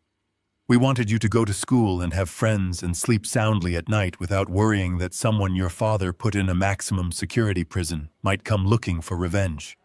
But your father was part of the Special Operations Group. He was the operative they called when the targets were too violent or too elusive for a standard strike team." Natalie listened, her breathing slowing down, as the reality of her father's past began to replace her lingering terror of Trent Lawson. "He hunted men who thought they were gods." Evelyn continued, keeping her tone perfectly even. "He tracked human traffickers through the blistering heat of the Sonoran Desert. He hunted domestic terrorists hiding in the deep mountains of Montana, waiting them out until the brutal winter broke their spirit. He pulled fugitive arms dealers out of fortified compounds in the Rockies. These were men who commanded private militias and controlled endless rivers of dirty money. They possessed heavy artillery and absolute ruthlessness. They all thought they were completely untouchable, They all believed their wealth and their violence made them invincible. And every single one of them learned they were wrong the second your father stepped out of the tree line and put them in irons. Evelyn paused, letting the weight of those words settle deep into Natalie's mind. She needed her daughter to completely discard the illusion of power Trent had held over her. "Trent Lawson is not a cartel boss," Evelyn said, her voice hardening with quiet disdain. "Trent is a spoiled, arrogant boy wearing a very expensive suit. He is playing with syndicate money because he wants to feel important, but he does not know the first thing about real survival. He relies on screaming and throwing lawsuits around because he has no actual strength. He operates entirely on intimidation. He thinks because he can frighten a civilian, he is a dangerous man." Natalie looked back at the monitors, watching the long, dark stretch of our gravel driveway. "He said he was bringing people with him," she murmured, the last remnants of her fear trying to surface. "He said no cops or we are all dead." Evelyn let out a soft, dismissive laugh. It was a sound completely devoid of anxiety. "Let him bring his people," she said smoothly. "Whoever Trent hired tonight are just street-level thugs looking for a quick payday. They are expecting to kick down a door and terrorize an old couple. They have absolutely no idea they are walking into a blind trap set by a man who used to teach tactical breaching to federal strike teams." "Your father operates on patience," Evelyn told her, gently squeezing her hands. "Men like Trent make mistakes because their egos cannot handle losing control. They act purely on emotion and arrogance. They rush in blind, making loud threats and leaving massive digital footprints. Your father does not make threats. He never raises his voice and he never shows his hand. He just waits. He observes the terrain, he calculates the variables, and he lets the target walk willingly into a cage they can never escape from. He has spent the last 48 hours quietly removing every single piece of armor Trent Lawson thought he possessed." Evelyn let go of Natalie's hands and gestured toward the glowing surveillance feeds illuminating the dark alcove. "Look at those screens, Natalie. Your father built this network himself. Every camera, every motion sensor, every reinforced lock on this property was designed to repel an organized assault. We did not retire to the woods to hide. We retired here because your father likes having the tactical high ground. Trent thinks he is driving up here to execute us in the dark. But he is actually driving into a highly coordinated federal kill box." Natalie took a deep breath. The trembling in her shoulders finally ceased. The pale, terrified victim Trent had cornered in the grocery store was entirely gone. She sat up straighter, resting her back against the sofa cushions. The stories of cartel bosses and deep wilderness manhunts had done exactly what Evelyn intended. They had utterly and completely minimized Trent Lawson. "He is going to prison, is he not?" Natalie asked, her voice finally steady and clear. Evelyn smiled again, her eyes reflecting the cold, unwavering justice she had served for decades. "He is going to a federal penitentiary," Evelyn confirmed. "He is going to lose his money, his freedom, and his mind. And he is going to spend the rest of his pathetic life knowing that the frail old man he shoved to the floor was the architect of his absolute destruction. Now take a deep breath, sweetheart. Your father is finishing his phone call, and then we have to get ready for our guests." I left Natalie in the living room, the soft glow of the surveillance monitors reflecting in her wide, completely stunned eyes. Evelyn was standing right beside her, a quiet anchor in the storm. I walked back down the hallway to my study, the familiar rhythm of a tactical operation settling deep into my bones. The fear was entirely gone. The adrenaline was entirely gone. All that remained was absolute icy focus. I picked up the encrypted satellite phone. The green screen illuminated the dark wood of my desk. I dialed a sequence of numbers that did not connect to any standard cell tower. This call was routing directly through a secure military relay, bypassing every commercial network in the country. It rang exactly once before a sharp, gruff voice answered. The voice belonged to Arthur Vance, currently the Deputy Director of Operations for the United States Marshal Service. 30 years ago, Arthur was my tactical commander on the cartel task force. We had spent years together in the dirt hunting men who thought they owned the world. We had bled together, we had frozen together, and we had dragged monsters out of the jungle together. Jack, Arthur said, his voice dropping the professional edge instantly. I got the encrypted package you sent this afternoon. My financial team is tearing through it right now. You just handed me the offshore routing numbers for a syndicate we have been trying to nail for 5 years. Tell me you are not standing in the middle of a gunfight. I am not in a gunfight, Arthur, I replied smoothly. But I am about to host a small gathering at my property in upstate New York. Arthur let out a low rumble of a laugh, but it carried absolutely no humor. A gathering, he repeated. Jack, do you want to tell me why you are poking a hornet's nest without backup? I gave Arthur the exact tactical situation. I explained that Trent Lawson, a mid-level developer laundering cash for the syndicate, had just had his assets entirely frozen. I explained that Trent was panicking, that he believed my daughter was the leak, and that he had just sent a text message threatening to come to my cabin tonight with armed men to execute us. The silence on the other end of the line was absolute. When Arthur finally spoke, his voice was completely devoid of any warmth. It was the voice of the commander I remembered. He threatened your family. Arthur stated it was not a question. He did, I confirmed. He told Natalie, no cops or we are all dead. He thinks he is driving up here to terrorize a helpless old man and a frightened woman. He thinks he holds the tactical advantage because he is bringing hired muscle. Arthur let out a slow, heavy exhale. He is a dead man, Jack. If he steps onto your property with a weapon, you have full authorization to defend your family with extreme prejudice. Do you need me to scramble a local SWAT unit to intercept him on the highway? No, I said, leaning back in my leather chair. If local law enforcement intercepts him on the highway, Trent will throw his hands up, surrender, and hire a team of elite lawyers by morning. He will claim he was just driving up here to talk. He will claim the threatening text message was a misunderstanding. He has a corrupt local judge in his pocket.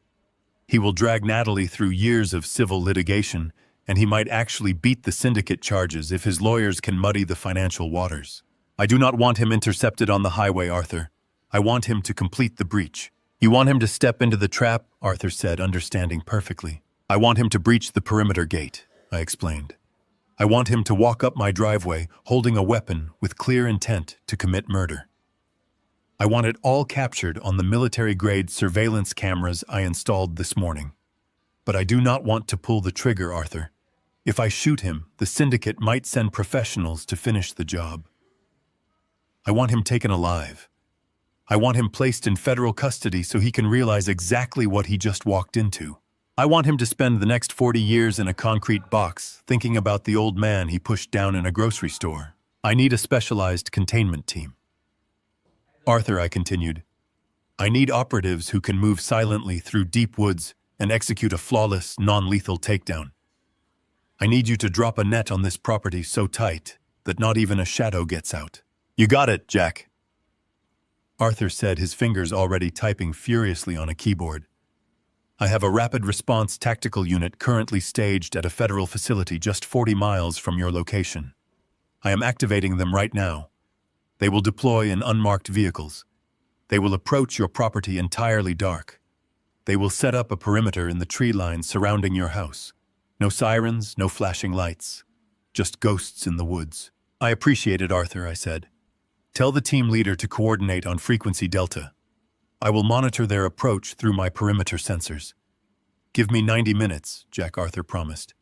Keep your head down. Let him walk into the box. I ended the call and set the heavy satellite phone back in the hidden drawer. The plan was set in stone. The federal machine was in motion. Trent Lawson thought he was driving into the dark woods to commit murder. He had absolutely no idea he was driving into a coordinated tactical ambush orchestrated by the highest levels of federal law enforcement. I walked out of the study and back into the living room. Natalie was still sitting on the sofa, her eyes locked on the surveillance feeds. The terror was completely gone now, replaced by a quiet, staggering realization of exactly who her parents were. Evelyn walked out of the kitchen carrying 2 steaming mugs of black coffee. She handed one to Natalie and offered the other to me. The team is scrambling, I told Evelyn, taking the mug. Arthur is sending a tactical unit. They will be in the tree line in 90 minutes. Evelyn nodded, taking a slow sip of her coffee. She did not look nervous. She looked completely at peace. "It is a beautiful night for a drive," she murmured, looking out the front window at the pitch-black woods. I walked over to the heavy locked cabinet near the fireplace. I keyed in a short combination and opened the solid steel doors. Inside, resting on padded mounts, was a customized 12-gauge tactical shotgun. It was a beautiful piece of machinery, perfectly maintained and entirely devastating at close range. I pulled it out, checking the chamber and the safety with practiced fluid motions. I did not intend to use it tonight. The federal team would handle the takedown. But you never invite a wolf onto your property without keeping a weapon within arm's reach. I slung the shotgun over my shoulder and walked toward the front door. Natalie stood up from the sofa, her eyes wide as she watched me. "Dad," she asked, her voice quiet. "Where are you going?" "I am going outside, sweetheart," I told her, offering a small, reassuring smile. "The air is nice and I want to enjoy my coffee. You stay in here with your mother. Watch the screens. No matter what you hear outside, do not open this door." I stepped out onto the wide wooden porch, shutting the heavy door behind me. The night air was crisp, carrying the scent of pine needles and damp earth. The woods were absolutely silent, an impenetrable wall of darkness surrounding the house. I walked over to my old wooden rocking chair, the one I had sat in for countless quiet evenings since I retired. I sat down, resting the heavy shotgun across my lap, making sure it was completely hidden by the shadows of the porch railing. I took a slow sip of the hot black coffee. I looked out at the long, dark stretch of the gravel driveway leading to the main gate. The single dim bulb hanging above the porch cast a weak yellow glow over the wooden planks, leaving me mostly in the dark. I settled into the chair, letting the quiet rhythm of the forest wash over me. The trap was set. The perimeter was active. The federal team was moving silently through the night. Trent Lawson was on his way, a desperate, arrogant man, rushing blindly toward his own absolute destruction. I took another sip of coffee, resting my hand lightly against the cool steel of the shotgun. Now all I had to do was wait. The heavy iron gate at the entrance of our property was designed to withstand a significant impact, but I had intentionally left the primary electronic lock disengaged.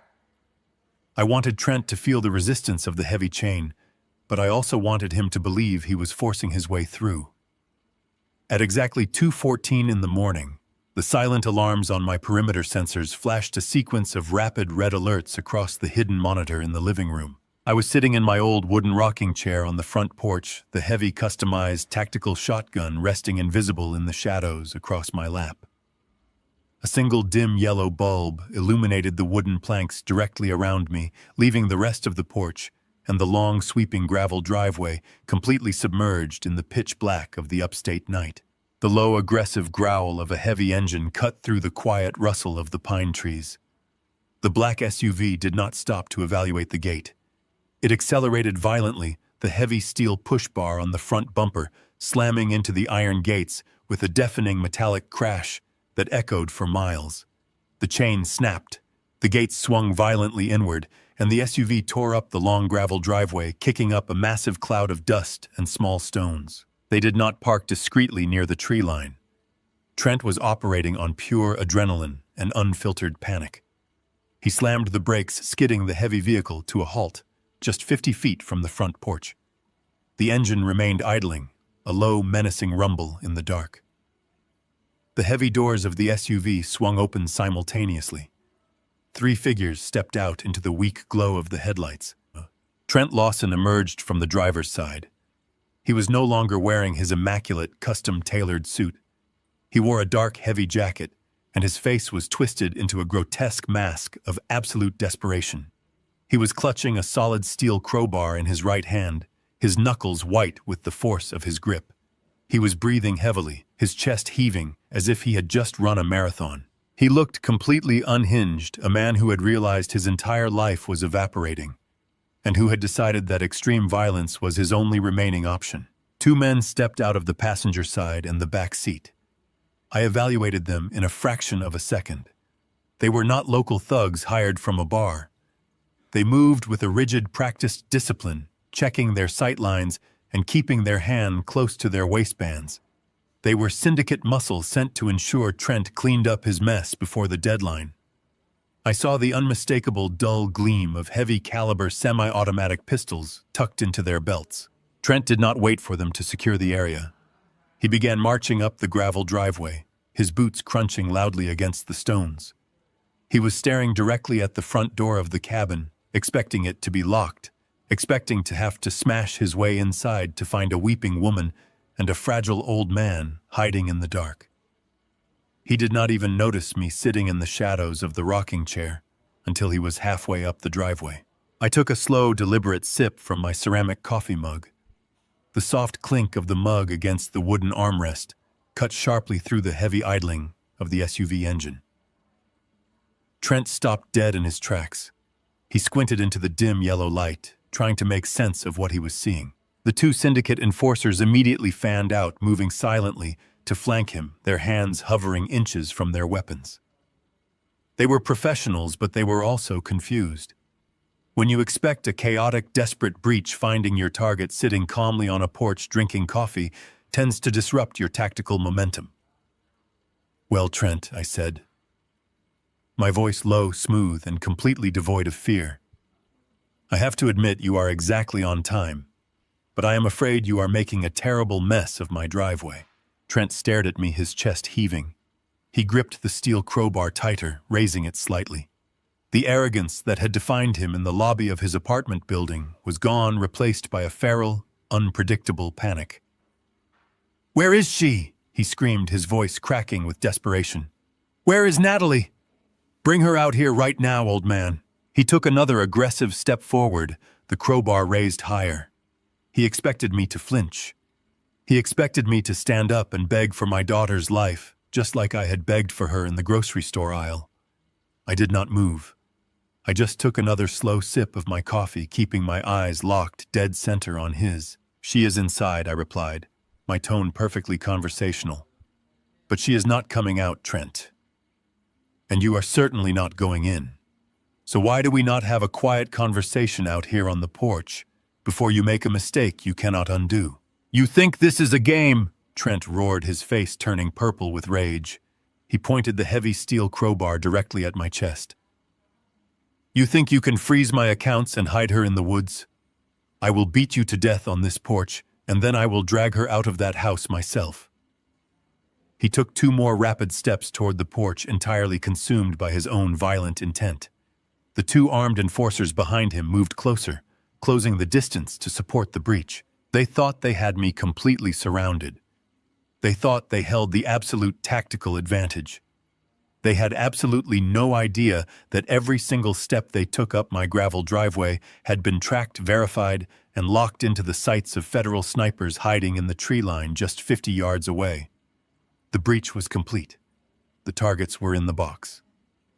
Now it was time to close the door. Trent Lawson stopped at the bottom of the porch steps, his chest heaving, his knuckles white around the heavy steel crowbar. The 2 syndicate enforcers flanked him, their hand resting on the grips of the weapons tucked into their belts. They were trying to look imposing, trying to project lethal intent into the darkness, but I could see the slight hesitation in their posture.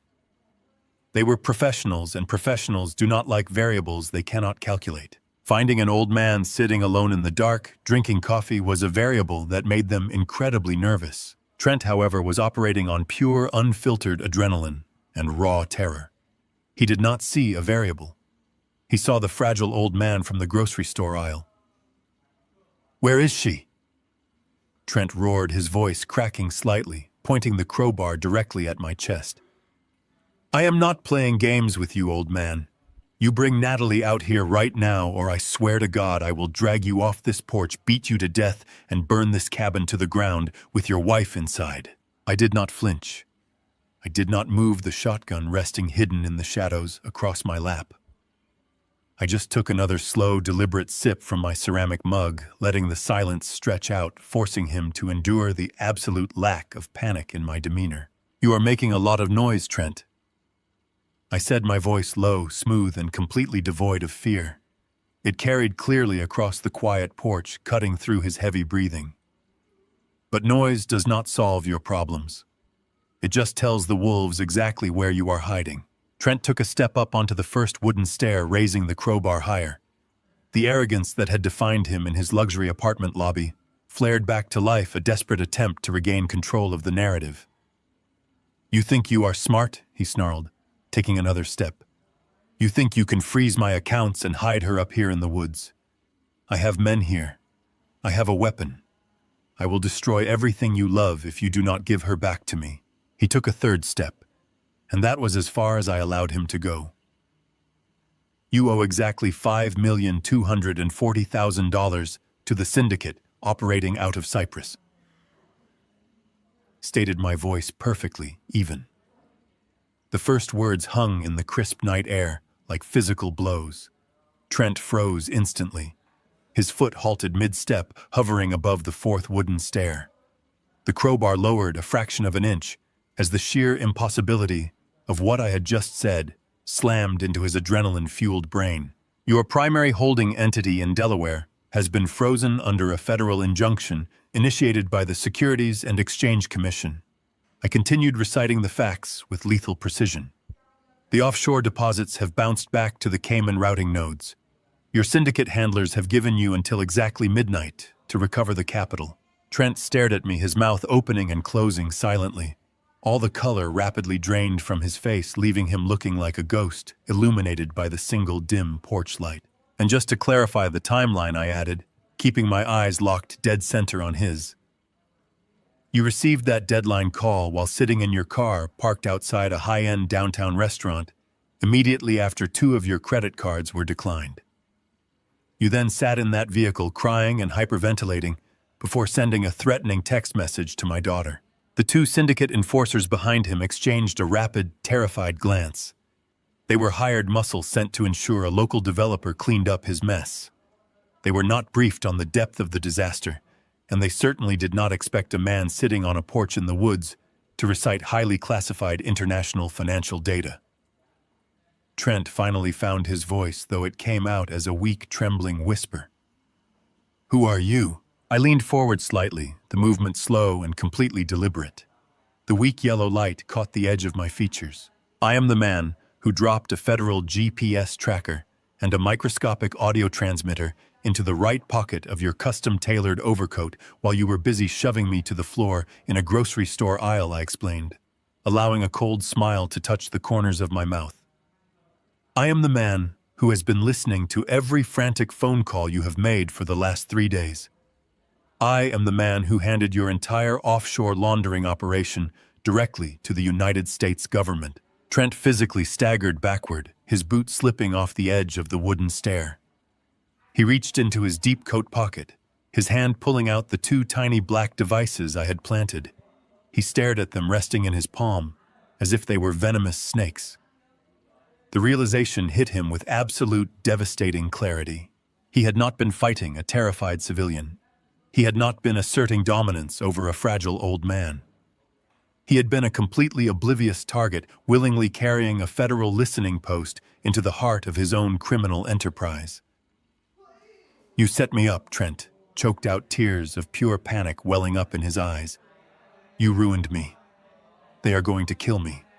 They are going to kill me because of you." "You ruined yourself, Trent," I replied, my voice hardening into the cold authority of a U.S. Marshal. "You thought you could use my daughter as a human shield for your dirty money. You thought you could threaten my family and use a corrupt local judge to bury us in legal debt. You thought your money and your arrogance made you completely untouchable." I set the coffee mug down on the wooden side table. The sharp clink echoed loudly in the tense silence. "But you forgot the most important rule of the woods, Trent," I told him, the lethal certainty in my voice pinning him to the spot. "When you decide to hunt, you had better make absolutely sure you know what is waiting for you in the dark." Trent looked down at the tracker in his hand, then up at the dark, imposing silhouette of the cabin. The desperate, cornered animal inside him finally snapped. He let out a primal scream of absolute terror and rage, gripping the crowbar tightly in his fist. He turned to the 2 armed enforcers behind him, pointing the heavy steel bar directly at me. "Kill him!" he screamed, his voice cracking wildly. Kill him right now and burn this place to the ground. We have to leave no witnesses. Kill him. The enforcers hesitated, their hands tightening on their weapons. But Trent's order was the final piece of the puzzle I needed. He had just commanded 2 armed men to commit murder on my property. He had crossed the final threshold. He had completed the breach. The variables were locked. The trap was ready to spring. I did not reach for the shotgun across my lap. I did not move from the rocking chair. I simply reached into the pocket of my flannel shirt, pulled out a small black remote control, and pressed the single red button. The single press of that small red button triggered a response that had been meticulously coordinated for the last 90 minutes. I did not move from my rocking chair. I simply watched as the trap I had built sprang shut with flawless execution. Instantly, the entire property erupted in blinding white light. High-intensity tactical floodlights concealed high in the canopy of the pine trees and along the roofline of the cabin flared to life all at once. The pitch-black night was utterly obliterated. The gravel driveway, the front lawn, and the heavy iron gates were bathed in a harsh, glaring illumination that rivaled the midday sun. The sudden and extreme shift in light was physically disorienting. Trent shrieked, throwing his hands over his face and dropping the heavy steel crowbar. It clattered loudly against the wooden stairs. The 2 syndicate enforcers immediately squeezed their eyes shut, raising their arms to shield their vision from the blinding glare. Their hands flinched away from the weapons tucked into their waistbands. They were temporarily blinded and effectively neutralized without a single shot being fired. As their eyes desperately tried to adjust to the blinding glare, a new tactical element entered the battlefield. Piercing through the wall of white light came dozens of bright crimson dots. The laser sights cut through the dusty air swirling around the idling SUV. They danced across the gravel before settling with lethal precision onto their designated targets. 4 solid red dots centered perfectly on the chest of the enforcer on the left. 4 more locked onto the forehead and torso of the enforcer on the right. And a dozen bright red lasers converged directly over Trent Lawson's frantically beating heart. From the tree lines surrounding the driveway, shadows began to detach themselves from the woods. They moved with absolute terrifying silence. Heavily armored tactical operators wearing dark combat gear stepped into the light. Their rifles were raised and locked steady. Behind them walked men and women in windbreakers bearing the bold yellow letters of the FBI and the United States Marshal's Service. The perimeter had completely collapsed inward, sealing the driveway and sealing any hope of escape. Arthur Vance stepped out from behind the black SUV. He walked with the slow, confident stride of a man who held the absolute authority of the federal government. He held a radio to his mouth, but he did not need to shout. His voice was amplified through a megaphone cutting through the quiet night air. Federal agents, Arthur announced, his voice booming across the property. "Drop your weapons and get on the ground right now." The 2 syndicate enforcers were seasoned criminals. They knew the difference between a local police standoff and a heavily coordinated federal kill box.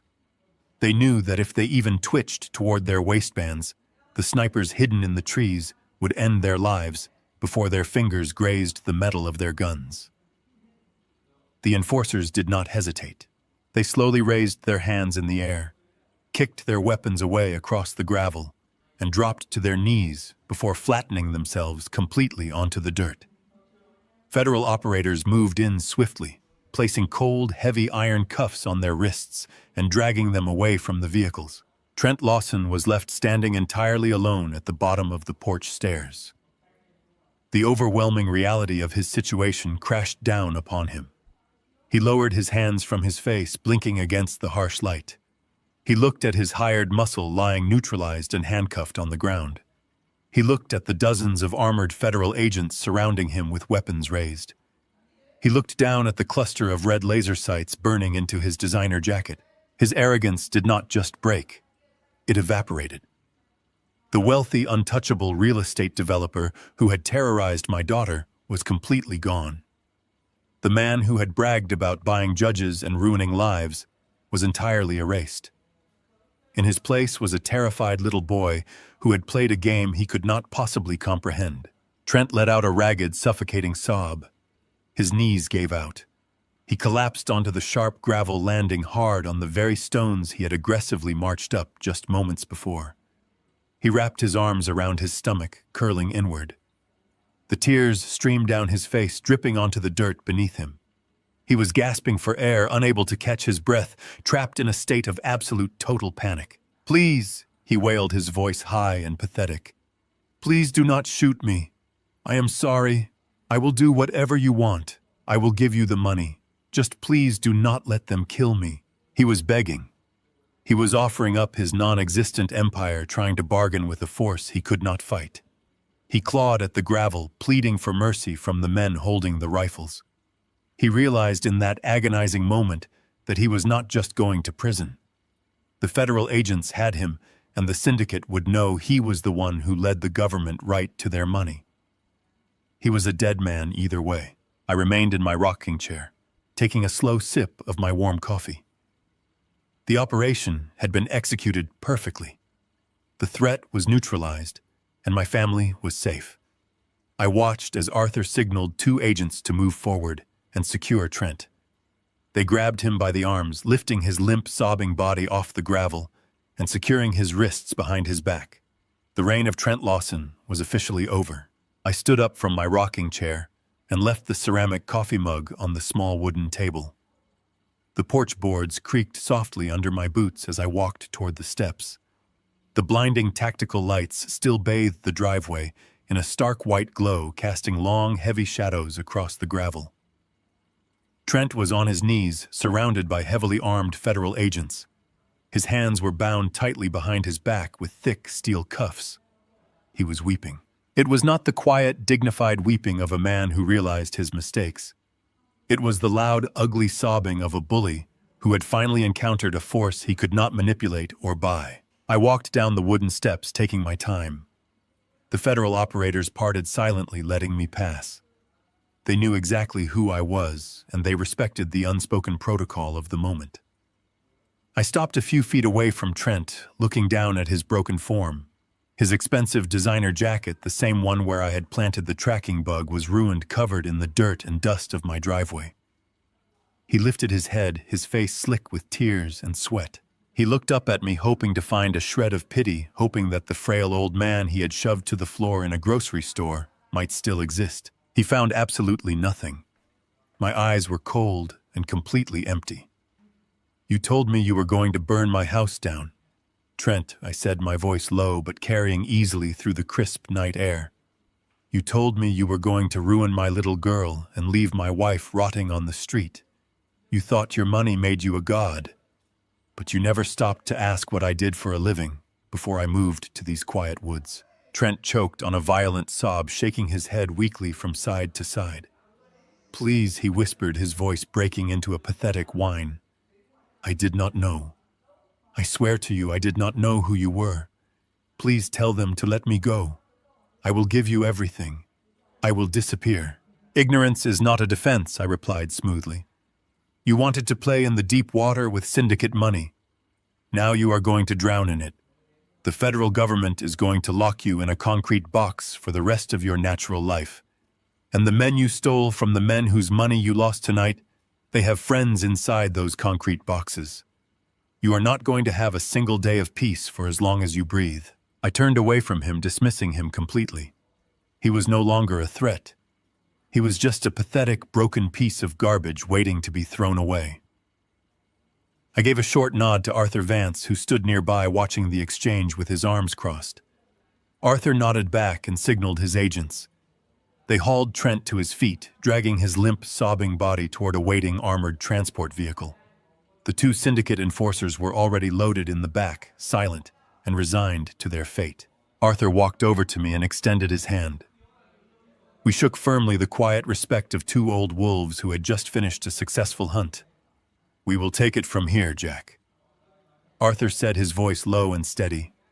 "My financial teams are already tearing down his shell companies. We have enough evidence to put him away for 50 years, and enough offshore data to dismantle the entire syndicate pipeline. You did good work today. Go back inside and take care of your family." Within 10 minutes, the tactical floodlights powered down. The heavy, unmarked vehicles rolled silently down my long gravel driveway, disappearing into the dark. The perimeter dissolved as quietly as it had formed. The woods returned to their natural, peaceful state, filled only by the gentle rustle of the pine trees in the night wind. I turned around and walked back up the porch steps. The heavy front door of the cabin opened. Natalie stepped out onto the porch, followed closely by Evelyn. My daughter looked out at the empty driveway where Trent had been crying in the dirt just moments before, and then she looked at me. The absolute terror that had haunted her for 6 months was completely eradicated. In its place was a profound, staggering relief. She ran across the porch and threw her arms around my neck, burying her face in my shoulder.